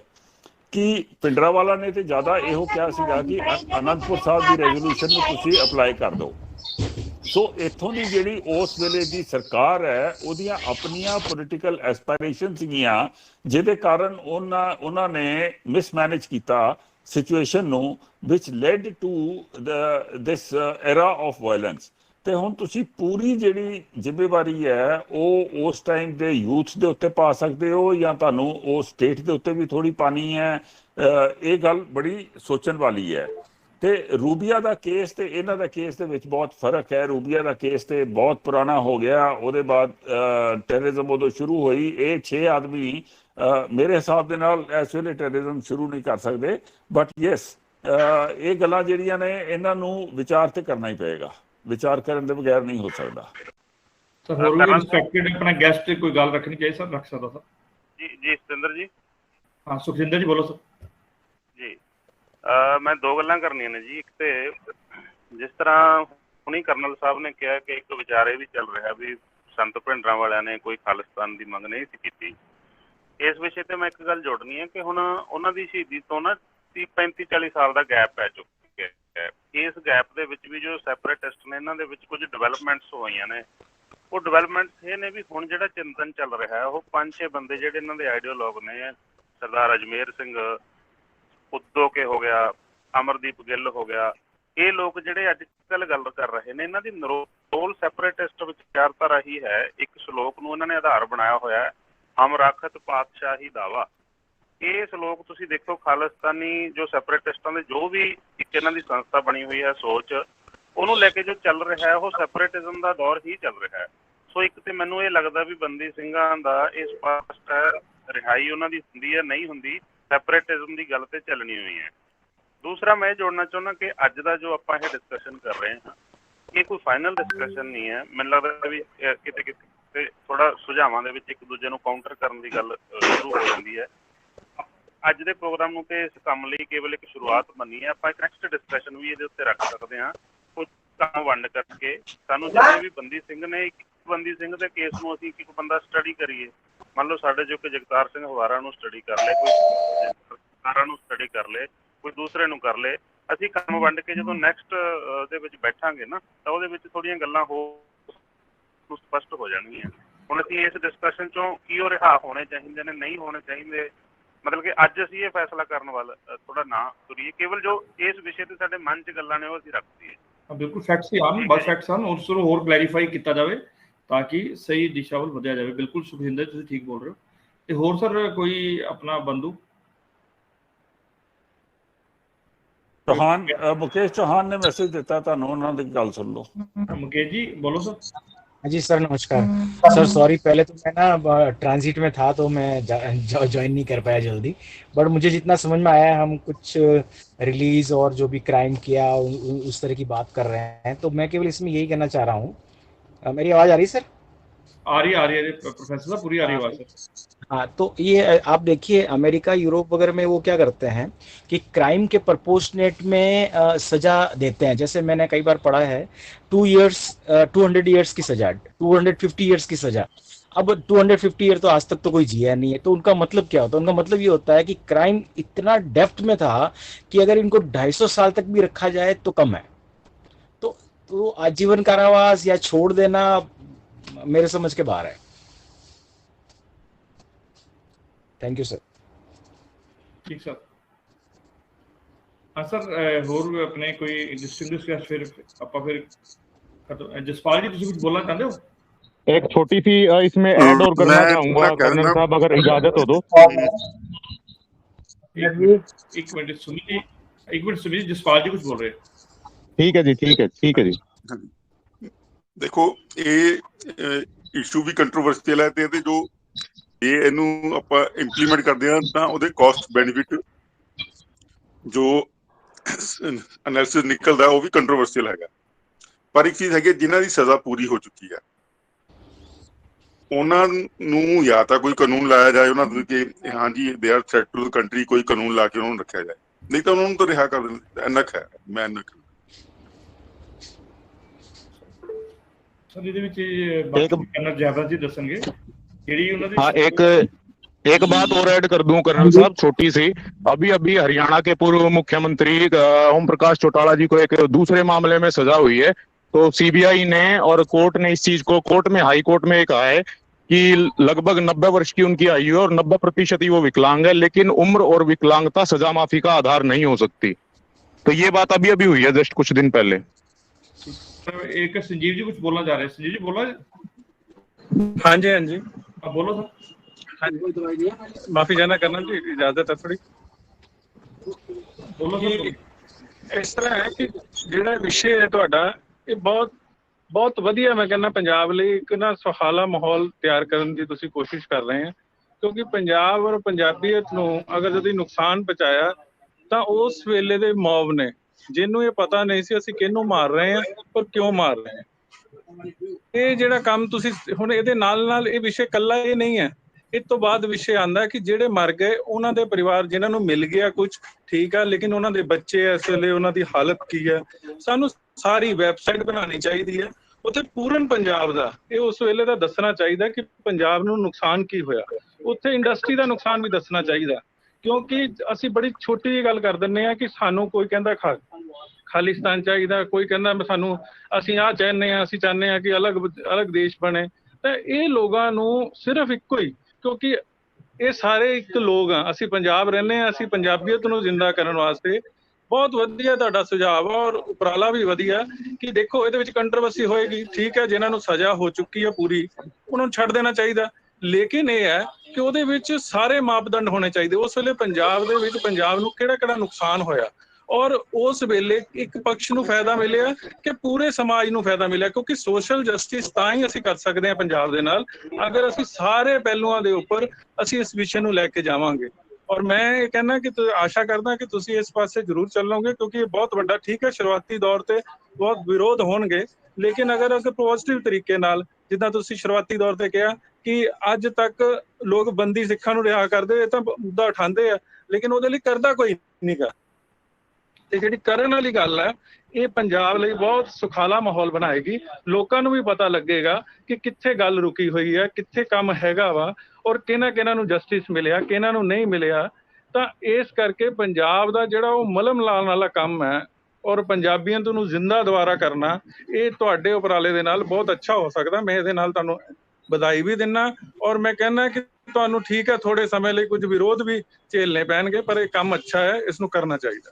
ਅਸੀਂ ਤੁਹਾਡਾ ਸਹਿਯੋਗ ਕਰਾਂਗੇ। ਥੈਂਕ ਯੂ ਸੰਜੀਵ ਜੀ। ਹੁਣ ਬੇਸਿਕਲੀ ਦੇਖੋ ਅੱਜ ਦੀ ਗੱਲ ਦੇ ਕਾਫੀ ਮਤਲਬ ਕਲੈਰਿਟੀ ਬਹੁਤ ਆ ਗਈ ਹੈ। ਅੱਜ ਦੇ ਗੱਲ ਦੇ ਵਿੱਚੋਂ ਕਾਫੀ ਕਲੈਰਿਟੀ ਆ ਗਈ ਹੈ। ਕੋਈ ਬੋਲਣਾ ਚਾਹੁੰਦਾ ਹੈ? राकेश जी बोला था। राकेश जी हम बोलो सर, बोलो। हाँ जी, मेरी आवाज आ रही जी? अब बिल्कुल क्लियर आ रही जी, बोलो। इस तरह कि मैं इस सारे विषय जिहड़ा निश्चित तौर ते उत्ते पंजाब लई भावनात्मक दृष्टि नाल भी राजनीतिक दृष्टि नाल भी बड़ा महत्वपूर्ण है और डिस्कशनस दे विच जिहड़ियां गल्लां आईयां, क्योंकि ये कानून नाल जुड़िया भी बड़ा मुद्दा है ਤੇ ਇਹਦੇ ਵਿੱਚ ਇੱਕ ਵੱਡੀ ਗੱਲ ਜਿਹੜੀ ਮੇਰੇ ਜ਼ਿਹਨ ਚ ਉੱਭਰਦੀ ਹੈ ਕਿ ਜਦੋਂ ਅਸੀਂ ਇਹਨੂੰ ਬੰਦੀ ਸਿੱਖ ਕਰਕੇ ਗੱਲ ਕਰਦੇ, ਬੰਦੀ ਸਿੱਖ ਕਰਕੇ ਜਦੋਂ ਗੱਲ ਕਰਦੇ ਆ ਤਾਂ ਫਿਰ ਕਿਤੇ ਨਾ ਕਿਤੇ ਇਹ ਸਿੱਖ ਭਾਵਨਾਵਾਂ ਦੇ ਨਾਲ ਜੁੜੀ ਗੱਲ ਹੈਗੀ ਹੈ। ਅੱਛਾ, ਪੰਜਾਬ ਦੀ ਜਿਹੜੀ ਮਿਲੀਟੈਂਸੀ ਦੀ ਕਰਨਲ ਸਾਹਿਬ ਨੇ ਸ਼ੁਰੂ ਵਿੱਚ ਗੱਲ ਕੀਤਾ ਕਿ ਇਹਦਾ ਜੰਮੂ ਕਸ਼ਮੀਰ ਦੀ ਮਿਲੀਟੈਂਸੀ ਕਿਉਂਕਿ ਇੰਟਰਨੈਸ਼ਨਲ ਫੰਡਿੰਗ ਨਾਲ ਚੱਲ ਰਹੀ ਹੈ, ਹਲੇ ਕਿ ਇਸ ਮਿਲੀਟੈਂਸੀ ਦੇ ਉੱਪਰ ਪਾਕਿਸਤਾਨ ਦਾ ਜ਼ਿਕਰ ਆਉਂਦਾ ਰਿਹਾ ਵੀ ਉੱਥੋਂ ਇਨਡਾਇਰੈਕਟ ਹੋ ਰਿਹਾ ਸਾਰਾ ਕੁਝ ਜਿਹੜਾ। ਤੇ ਗੱਲ ਇਹ ਉੱਪਰ ਕਿ ਆਉਣੀ ਹੈ, ਵੈਸੇ ਤਾਂ ਇੱਕ ਗੱਲ ਸਪਸ਼ਟ ਹੈ ਕਿ ਜਿਨ੍ਹਾਂ ਲੋਕਾਂ ਨੂੰ ਜਿਹੜੇ ਲੋਕ ਸਜ਼ਾ ਪੂਰੀ ਕਰ ਚੁੱਕੇ ਆ ਉਹਨਾਂ ਨੂੰ ਕਾਨੂੰਨ ਦੀ ਦ੍ਰਿਸ਼ਟੀ ਦੇ ਨਾਲ ਛੱਡ ਦਿੱਤਾ ਜਾਣਾ ਚਾਹੀਦਾ ਹੈ। ਪਰ ਜਦੋਂ ਅਸੀਂ ਇਹ ਗੱਲ ਕਰਨੇ ਆ ਕਿ ਬੰਦੀ ਸਿੱਖਾਂ ਦੀ ਗੱਲ ਕਰਨੇ ਆ ਤਾਂ ਫਿਰ ਜਿਹੜੀ ਮੂਵਮੈਂਟ ਦੇ ਨਾਲ ਇਹ ਬੰਦੀ ਸਿੱਖ ਜਿਸ ਮਿਲੀਟੈਂਸੀ ਨਾਲ ਜਾਂ ਜਿਸ ਮੂਵਮੈਂਟ ਨੂੰ ਲੈ ਕੇ ਉਹਦੇ ਦੌਰ ਸੀ, ਤਾਂ ਫਿਰ ਉਸ ਮੂਵਮੈਂਟ ਨੂੰ ਮਾਨਤਾ ਅਮਾਨਤਾ ਦੀ ਜਿਹੜੀ ਸਥਿਤੀ ਹੈ ਸਰਕਾਰ ਦੇ ਸਤਰ ਦੇ ਉੱਤੇ, ਉਹਨਾਂ ਤੁਸੀਂ ਕਿੱਦਾਂ ਹੱਲ ਕੱਢੋਗੇ? ਕਿਉਂਕਿ ਆਖਰ ਤਾਂ ਇਹ ਕਿਸੇ ਮੂਵਮੈਂਟ ਦੇ ਵਿੱਚ ਹੀ ਸੀ ਨਾ। ਤਾਂ ਜਦੋਂ ਤੁਸੀਂ ਬੰਦੀ ਕਹਿ ਕੇ ਕਿ ਬੰਦੇ ਮਰਸੀ ਦੀ ਪਟੀਸ਼ਨਸ ਦੇ ਉੱਪਰ ਬਹੁਤ ਸਾਰੇ ਲੋਕਾਂ ਨੂੰ ਜਿਹੜੀ ਹੈ ਇਹ ਬਜ਼ੁਰਗ ਹੋ ਗਿਆ ਹੈ, ਇਹਨੇ ਸਜ਼ਾ ਪੂਰੀ ਕਰ ਲਈ ਹੈ, ਤਾਂ ਇਹਨਾਂ ਨੂੰ ਛੱਡ ਦਿੱਤਾ ਜਾਣਾ ਚਾਹੀਦਾ। ਇਹ ਇੱਕ ਅਲੱਗ ਵਿਸ਼ੇ ਹੈ। ਪਰ ਜਦੋਂ ਅਸੀਂ ਇਹਨੂੰ ਮਤਲਬ ਪੁਆਇੰਟ ਆਊਟ ਕਰ ਪੂਰਾ ਫੋਕਸ ਕਰਦੇ ਕਿ ਇਹ ਬੰਦੀ ਸਿੱਖ ਸ਼ਬਦ ਕਰਦੇ ਆ, ਤਾਂ ਦੈਟ ਮੀਨਸ ਕਿ ਉਹ ਸਿੱਖਾਂ ਨਾਲ ਜੁੜੀ, ਪੰਜਾਬ ਦੇ ਸਿੱਖਾਂ ਦੇ ਨਾਲ ਜਿਹੜੀ ਜੁੜੀ ਉਹ ਮੂਵਮੈਂਟ ਸੀ। ਹਲੇ ਕਿ ਉਹਦੇ ਵਿੱਚ ਮੈਂ ਤੁਹਾਨੂੰ ਦੱਸਣਾ ਚਾਹਾਂਗਾ ਕਿ ਜਿੰਨੇ ਉਸ ਵੇਲੇ ਮਿਲੀਟੈਂਸੀ ਦੇ ਦੌਰਾਨ ਪੰਜਾਬੀ ਮਰੇ ਉਹਦੇ ਵਿੱਚ 65% ਸਿੱਖ ਸੀ। ਜਿਹੜੀ ਟੋਟਲ ਮਿਲੀਟੈਂਸੀ, ਜਿਹੜਾ ਮੇਰਾ ਖਿਆਲ ਜਿਹੜਾ ਸਰਕਾਰੀ ਆંકੜਾ ਉਹ 17-18 ਹਜ਼ਾਰ ਸੀਮਤ ਹੋ ਜਾਂਦਾ, ਉਹਦੇ ਵਿੱਚ ਵੀ ਜਿਹੜਾ ਹੈ 65% ਸਿੱਖ ਮਰੇ ਸੀ। ਪਰ ਜੇ ਫਿਰ ਉਹ ਸਿੱਖਾਂ ਦੀਆਂ ਭਾਵਨਾ ਬੰਦੀ ਸਿੱਖ ਕਿਉਂ ਕਿਹਾ ਜਾਵੇ ਉਹਨਾਂ ਨੂੰ? ਫਿਰ ਉਹ ਜਿਹੜੀ ਮਿਲੀਟੈਂਸੀ ਸੀ ਉਹ ਮਿਲੀਟੈਂਸੀ ਕਾਹਦੇ ਨਾਲ ਜੁੜੀ ਸੀ? ਤੇ ਜੇ ਅਸੀਂ ਇਹਨਾਂ ਨੂੰ ਬੰਦੀ ਸਿੱਖ ਕਰਕੇ ਕਰਦੇ ਆ, ਬੰਦੀ ਤਾਂ ਬੰਦੀ ਹੈ, ਬੰਦੀ ਨਾ ਸਿੱਖ ਹੈ, ਨਾ ਹਿੰਦੂ ਹੈ, ਨਾ ਮੁਸਲਮਾਨ। ਸੋ ਇਸ ਗੱਲ ਦੇ ਉੱਪਰ ਜਦੋਂ ਇਹਨਾਂ ਨੂੰ ਰਿਹਾ ਕੀਤਾ ਜਾਏਗਾ, ਰਿਹਾ ਕਰ ਦਿੱਤਾ ਜਾਣਾ ਚਾਹੀਦਾ ਇਹਨਾਂ ਨੇ ਸਜ਼ਾ ਪੂਰੀ ਕਰ ਲਈ। ਪਰ ਮੈਂ ਕਹਿੰਦਾ ਕਿ ਜਦੋਂ ਇਹਨਾਂ ਨੂੰ ਰਿਹਾ ਕਰ ਦਿੱਤਾ ਜਾਏਗਾ ਤਾਂ ਫਿਰ ਉਹ ਜਿਹੜੀ ਮੂਵਮੈਂਟ ਸੀ, ਜਿਹੜੀ ਹਲੇ ਵੀ ਮੇਰਾ ਸੁਖਜਿੰਦਰ ਜੀ ਨੇ ਕਿਹਾ ਸੀ ਕਿ ਹਲੇ 6-7 ਬੰਦੇ 8 ਬੰਦੇ ਉਹ ਆਲਰੇਡੀ ਉਹਨਾਂ ਦਾ ਇੱਕ ਥਾਟ ਪ੍ਰੋਸੈਸ ਚੱਲ ਰਿਹਾ ਉਹਨੂੰ ਲੈ ਕੇ। ਫਿਰ ਇਹ ਮੂਵਮੈਂਟ ਅਗਰ ਆਨੰਦਪੁਰ ਸਾਹਿਬ ਦੇ ਨਾਲ ਜੁੜੀ ਸੀ, ਤਾਂ ਜਿਹਦਾ ਇੱਕ ਜ਼ਿਕਰ ਆਇਆ ਸੀ ਕਿ ਇਹ ਮਤਾ ਆਨੰਦਪੁਰ ਦੀ ਗੱਲ ਹੈ ਵੀ ਜਿਹੜੀ ਉਹਦੇ ਨਾਲ ਜੁੜੀ ਹੋਈ ਸੀ, ਪਰ ਉਹਨੂੰ ਇਦਾਂ ਕਰਕੇ ਜਿੱਦਾਂ ਸੰਤ ਭਿੰਡਰਾਂਵਾਲਾ ਨੇ ਨਿਸ਼ਚਿਤ ਤੌਰ ਤੇ ਭਿੰਡਰਾਂਵਾਲਾ ਜੀ ਦੀਆਂ ਜਿੰਨੀਆਂ ਵੀ ਅਸੀਂ ਅੱਜ ਤੱਕ ਸਪੀਚਸ ਸੁਣੀਆਂ ਜਾਂ ਕੋਈ ਐਸਾ ਡਾਕੂਮੈਂਟ ਵੀ ਹੈ ਨਹੀਂ ਜਿਹਦੇ ਵਿੱਚ ਸੰਤ ਭਿੰਡਰਾਂਵਾਲਾ ਨੇ ਕਿਹਾ ਹੋਵੇ ਕਿ ਸਾਨੂੰ ਖਾਲਿਸਤਾਨ ਚਾਹੀਦਾ ਹੈ। ਜੇ ਇਹਨੂੰ ਅਸੀਂ ਜਿਹੜਾ ਮਤਾ ਆਨੰਦਪੁਰ ਦਾ ਸੀ ਉਹ ਸੂਬਿਆਂ ਨੂੰ ਵਧੇਰੇ ਅਧਿਕਾਰ ਦੀ ਗੱਲ ਕਰਦਾ ਸੀ, ਤਾਂ ਫਿਰ ਕੀ ਜਦੋਂ ਇਹਨਾਂ ਬੰਦੀ ਸਿੱਖਾਂ ਦੀ ਇਹਦਾ ਮਤਲਬ ਹੈ ਕਿ ਮਤਾ ਆਨੰਦਪੁਰ ਦੀ ਲੜਾਈ ਸੀ, ਤਾਂ ਕੀ ਫਿਰ ਉਸ ਮਤਾ ਆਨੰਦਪੁਰ ਨੂੰ ਐਜ਼ ਇਟ ਇਜ਼ ਮੰਨ ਲੈਣਾ ਚਾਹੀਦਾ? ਤੇ ਜੇ ਸਿੱਖ ਮਿਲੀਟੈਂਸੀ ਖਾਲਿਸਤਾਨ ਨਾਲ ਜੁੜੀ ਸੀ ਤਾਂ ਫਿਰ ਕੀ ਅਸੀਂ ਜਦੋਂ ਇਹਨਾਂ ਮਿਲੀਟੈਂਟਸ ਨੂੰ ਛੱਡਾਂਗੇ ਤਾਂ ਫਿਰ ਅਸੀਂ ਕੀ ਉਸ ਮੂਵਮੈਂਟ ਨੂੰ ਮਾਨਤਾ ਦੇ ਰਹੇ ਹਾਂ ਕਿ ਇਹ ਬੜਾ ਵਿਸ਼ੇ ਦਾ ਮੈਨੂੰ ਲੱਗਦਾ ਹੈ। ਮੈਂ ਨਵੀਨ ਸੰਗਰ ਜੀ ਵੀ ਆਪਣੀ ਗੱਲਬਾਤ ਰੱਖਣਾ ਚਾਹੁੰਦੇ ਸੀ। ਨਵੀਨ ਜੀ। ਹਾਂਜੀ, ਧੰਨਵਾਦ ਸਤਿੰਦਰ ਜੀ। ਸਰ, ਇਹ ਜਿਹੜੀ ਗੱਲਾਂ ਆਪਾਂ ਕਰ ਰਹੇ ਹਾਂ ਨਾ, ਇਹ ਪਿਆਜ਼ ਦੇ ਛਿਲਕੇ ਲਾਉਣ ਦੇ ਬਰਾਬਰ ਹੈ। ਇਹਨਾਂ ਦੇ ਵਿੱਚ ਕੁਝ ਨਹੀਂ ਹੋਣਾ, ਪਰ ਜੇ ਆਪਾਂ ਇਹਨਾਂ ਨੂੰ ਬੰਦੀ ਸਿੰਘਾਂ ਨੂੰ ਰਿਹਾ ਕਰਦੇ ਨਾ, ਕਿੰਤੂ ਪਰੰਤੂ ਇਹ ਹੋ ਜਾਊਗਾ, ਆਹ ਹੋ ਜਾਊਗਾ, ਇਹ ਸਾਰੀ ਗੱਲਾਂ ਦਾ ਨਾ ਕੋਈ ਮਤਲਬ ਨਹੀਂ ਹੈ। ਅਸੀਂ ਦੇਖੋ ਇੱਕ ਬਲੈਕ ਲਿਸਟ ਸੀਗੀ NRI ਦੀ, ਵੀ ਕੁਝ ਸਿੱਖ ਜਿਹੜੇ ਸੀਗੇ ਗ੍ਰੇ ਲਿਸਟ ਬਣਾਈ ਹੋਈ ਸੀ, ਬਲੈਕ ਲਿਸਟ ਬਣਾਈ ਸੀ, ਪੰਜਾਬ ਆਪਣਾ ਹਿੰਦੁਸਤਾਨ 'ਚ ਆ ਨਹੀਂ ਸਕਦੇ ਸੀਗੇ। ਮੋਦੀ ਜੀ ਨੇ ਉਹ ਵੀ ਖਤਮ ਕੀਤੀ ਹੈ, ਉਹਦੇ ਸ਼ੋਧਨ ਕੀਤਾ। ਔਰ ਉਹਦਾ ਕੀ ਫਾਇਦਾ ਹੋਇਆ? ਲੋਕਾਂ ਨੇ ਉਹਦੀ ਬੜੀ ਸ਼ਲਾਘਾ ਕੀਤੀ। ਇਵਨ ਪਿੱਛੇ ਜਿਹੜੇ ਕਨਿਸ਼ਕ ਕਾਂਡ ਦੇ ਵਿੱਚ ਜਿਹੜੇ ਸੀਗੇ ਆਰੋਪੀ ਦੀਪੂ ਦਮਨ ਸਿੰਘ ਮਲਿਕ, ਉਹਨਾਂ ਦਾ ਮਰਡਰ ਹੋਇਆ ਸੀ, ਉਹਨਾਂ ਨੇ ਵੀ ਇਸ ਗੱਲ ਦੀ ਤਾਰੀਫ ਕੀਤੀ ਸੀਗੀ। ਤੇ ਜੇ ਆਪਾਂ ਮਤਲਬ ਜੇ 40 ਸਿੰਘਾਂ ਨੂੰ ਰਿਹਾ ਵੀ ਕਰ ਦੇਵਾਂਗੇ, ਇਹਨਾਂ ਨੂੰ ਬੰਦੀ ਸਿੰਘਾਂ ਨੂੰ ਰਿਹਾ ਵੀ ਕਰ ਦੇਵਾਂਗੇ, ਤਾਂ ਪੰਜਾਬ ਦੇ ਹਾਲਾਤ 'ਚ ਕੋਈ ਫਰਕ ਨਹੀਂ ਪਏਗਾ। ਸਗੋਂ ਲੋਕਾਂ ਦੇ ਜ਼ਖਮਾਂ ਤੇ ਜਿਹੜੇ ਪੰਜਾਬ ਦੇ ਲੋਕ ਦਿੱਲੀ ਤੇ ਸ਼ੱਕ ਕਰਦੇ ਆ, ਉਹਨਾਂ ਦੇ ਦਿਲ ਦੇ ਵਿੱਚ ਨਾ ਕੋਈ ਮੇਨ ਸਟ੍ਰੀਮ 'ਚ ਆਉਣਗੇ, ਫਰਕ ਪਏਗਾ। ਤੁਸੀਂ ਦੇਖੋ ਆਪਣਾ ਇਤਿਹਾਸ ਸ਼ੁਰੂ ਤੋਂ ਹੀ ਨਾ ਪੰਜਾਬ ਰਿਵੋਲਟ ਰਿਹਾ, ਵਿਦਰੋਹੀ ਰਿਹਾ, ਚਾਹੇ ਉਹ ਮੁਗਲ ਕਾਲੀਨ ਸੀਗਾ, ਚਾਹੇ ਉਹ ਅੰਗਰੇਜ਼ਾਂ ਦਾ ਜ਼ਮਾਨਾ ਸੀਗਾ।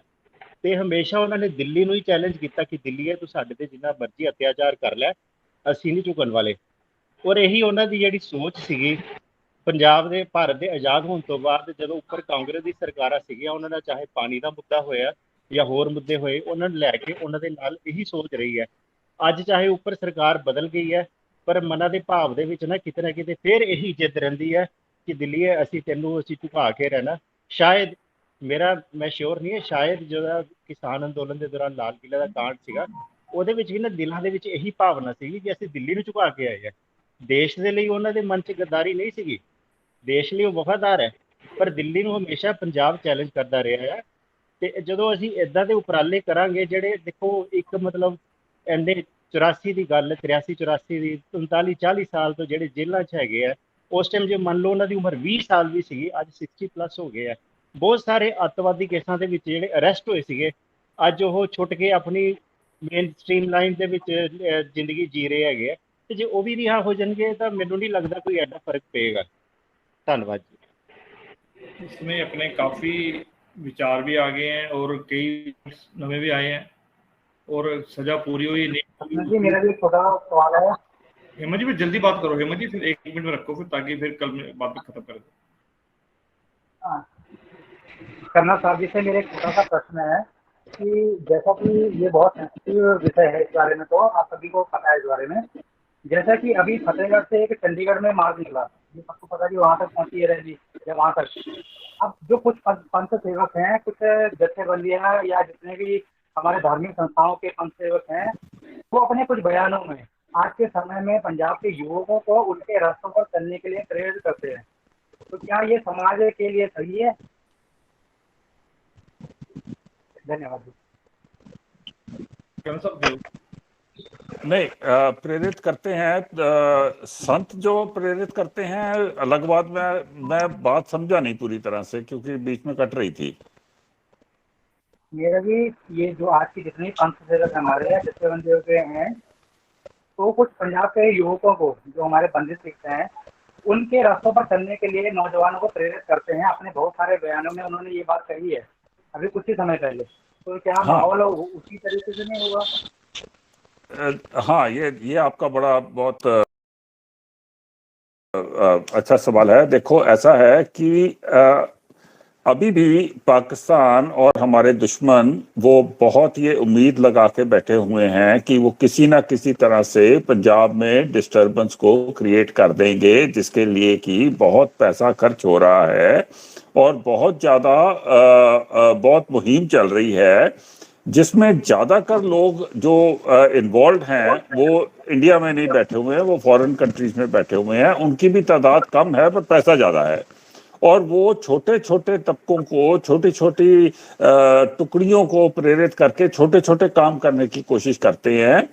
हमें विजिलेंट रहने की ज़रूरत है, पर घबराने की ज़रूरत नहीं है, क्योंकि पंजाब ने मिलिटेंसी, सेपरेटिज्म को पूरी तरह से रिजेक्ट कर दिया हुआ है और आगे भी रिजेक्ट करते रहेगा। पर अगर मैं मिलिट्री तौर से आपसे बात करूं तो मुझे ये आपको कहना बहुत ज़रूरी है कि कोई भी ऐसा टाइम नहीं होता है जबकि एक समाज को या एक गवर्नमेंट को अपनी विजिलेंस और अपना जो उसको छोड़ने के का कोई क्षमता नहीं होती है बॉर्डर स्टेट के ऊपर, स्पेशली जब बॉर्डर स्टेट के दूसरी तरफ एक बहुत बड़ा दुश्मन बैठा हो। So you have to stay vigilant all the time. पर घबराने वाली बात नहीं है। वो बंदी सिंह ये अंदर रहेंगे कि बाहर रहेंगे, वो प्रेरणा जो है लोगों को सेपरेटिज्म की तरफ जाने की, वो चलती रहेगी आज से 100 साल तक। जब तक पाकिस्तान रहेगा तब तक वो प्रेरणा चलती रहेगी, उसको हम रोक नहीं सकते हैं। तो उसको इसके साथ जोड़ना कोई ज़रूरी नहीं है। दूसरी बात मैं आपको बता दूं कि आप ये देखेंगे जो वहां पकड़े गए हैं J&K में, जो इस टाइम पर अंदर हैं, कई हैं ऐसे उनको बाहर निकाल दिया गया है जिन्होंने भी पथराव के कारण उन्होंने कई लोगों की जान ली, कई लोगों को नुकसान पहुंचाया। पर वहां ये बात अभी तक इसलिए नहीं आ रही है क्योंकि वहां का जो एनवायरनमेंट ऑफ टेररिज्म है वो अभी तक खत्म नहीं हुआ है। जब वहां एनवायरनमेंट ऑफ टेररिज्म खत्म हो जाएगा, उसके भी 20 साल के बाद अगर खत्म होगा, तो अगर पाकिस्तान खत्म होने देगा तो उसके भी 20-30 साल के बाद यही प्रश्न वहां भी उठेगा कि जो लोग अंदर हैं उनको अभी रिहा कर देना चाहिए। यही प्रश्न नॉर्थ ईस्ट में भी उठा था और वहां इस टाइम के ऊपर मेरे हिसाब से गोधरा साहब शायद ज्यादा बता देंगे, कोई भी ऐसा पॉलिटिकल प्रिजनर अंदर नहीं है, क्योंकि वहां पर जो सबसे बड़े उनके सेपरेटिस्ट लीडर्स थे वो चीफ मिनिस्टर भी बन गए, वो पॉलिटिकल मेन स्ट्रीम में आ गए थे। नॉर्थ ईस्ट में ऐसा हुआ है। तो ये सारी बातों को कि टेररिज्म का मिलिटेंसी किस टाइम के ऊपर है, किस टाइम पर वेन करती है, वेन करने के बाद उसको स्टेबलाइज कैसे करना है, ये चीज़ों का ये सब चीज़ें इंटरकनेक्टेड होती हैं। तो बहुत अच्छी डिस्कशन हुई है, बड़े अच्छे रेलिवेंट पॉइंट्स आए हैं। तो मैं इसी के बाद आप सबका बहुत धन्यवाद करते हुए सतिंदर जी को हैंड ओवर करता हूँ। सतिंदर जी अगर बेदी जी हैं तो उनसे लास्ट वर्ड उनकी let us take his blessings. जी तो ਤੁਸੀਂ अपने आशीर्वाद कुछ बोलना चाहो सर? ब्रिज जी भी है, शोरकांत जी भी है। ब्रिज भूषण बेदी जी।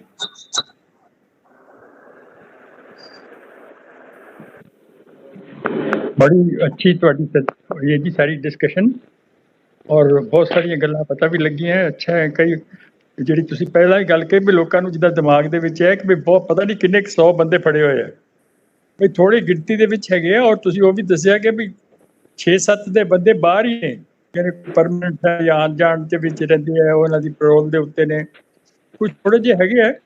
ਬਾਕੀ ਚਲੋ ਬਹੁਤ ਅੱਛੀ ਹੋਈ ਹੈ ਔਰ ਅੱਗੇ ਇਸ ਨੂੰ ਅੱਗੇ ਵਧਾਉਣਾ ਚਾਹੀਦਾ। ਮੁੜ ਕੇ ਫਿਰ ਅੱਜ ਕੁਝ ਥੋੜੀ ਜਿਹੀ ਗੱਲਾਂ ਆਈਆਂ ਸਾਹਮਣੇ ਆਈਆਂ, ਆਪਾਂ ਸਾਰੀ ਵਿਚਾਰ ਕਰੀਏ। ਹੋਰ ਇਹਦੇ ਉੱਤੇ ਕੋਈ ਹੋਰ ਵੀ ਵਿਚਾਰ ਆਣਗੇ, ਕੋਈ ਸੋਚਣਗੇ, ਫਿਰ ਆਪਾਂ ਅੱਗੇ ਫਿਰ ਕਦੀ ਮਿਲਾਂਗੇ। ਮੈਂ ਸਭ ਦਾ ਸਾਰਿਆਂ ਦਾ ਧੰਨਵਾਦ ਹੈ ਔਰ ਬੜੀ ਸ਼ਾਬਾਸ਼ ਹੈ ਜੈਵੰਤ ਸਿੰਘ ਹੋਰਾਂ ਨੂੰ, ਜਿਨ੍ਹਾਂ ਨੇ ਕਾਫੀ ਮਿਹਨਤ ਕਰਕੇ ਇਹਦਾ ਸਾਰਾ ਕੁਝ ਸਾਨੂੰ ਸਮਝਾਇਆ ਹੈ। ਠੀਕ ਹੈ ਜੀ, ਤੁਹਾਡਾ ਬਹੁਤ ਬਹੁਤ ਸ਼ੁਕਰੀਆ। ਬਹੁਤ ਸਾਰੇ ਨੂੰ ਮੇਰਾ ਬੇਨਤੀ ਵੀ ਹੈ, ਰਿਕੁਐਸਟ ਵੀ ਹੈ, ਇਹ ਜਿਹੜੀ ਸਾਡੀ ਡਿਸਕਸ਼ਨ ਹੋ ਰਹੀ ਹੈ ਇਹ ਦਾ ਪੰਜਾਬ ਪਲਸ ਦੇ ਵਿੱਚ ਹੋ ਰਹੀ, ਸਾਡੇ ਜਿਹੜੀ ਵੈਬਸਾਈਟ ਹੈ ਤੇ ਸਾਡਾ ਫੇਸਬੁੱਕ ਪੇਜ ਹੈ ਉਹਦੇ ਵਿੱਚ ਵੀ ਇਹ ਤਕਰੀਬਨ ਅਸੀਂ ਸਾਰੇ ਲਾਈਵ ਕਰਦੇ ਹਾਂ ਔਰ ਉਹਦੇ ਵਿੱਚ ਵੀ ਕਈ ਅਸੀਂ ਚੀਜ਼ਾਂ ਬਣਾ ਕੇ ਭੇਜਦੇ ਹਾਂ।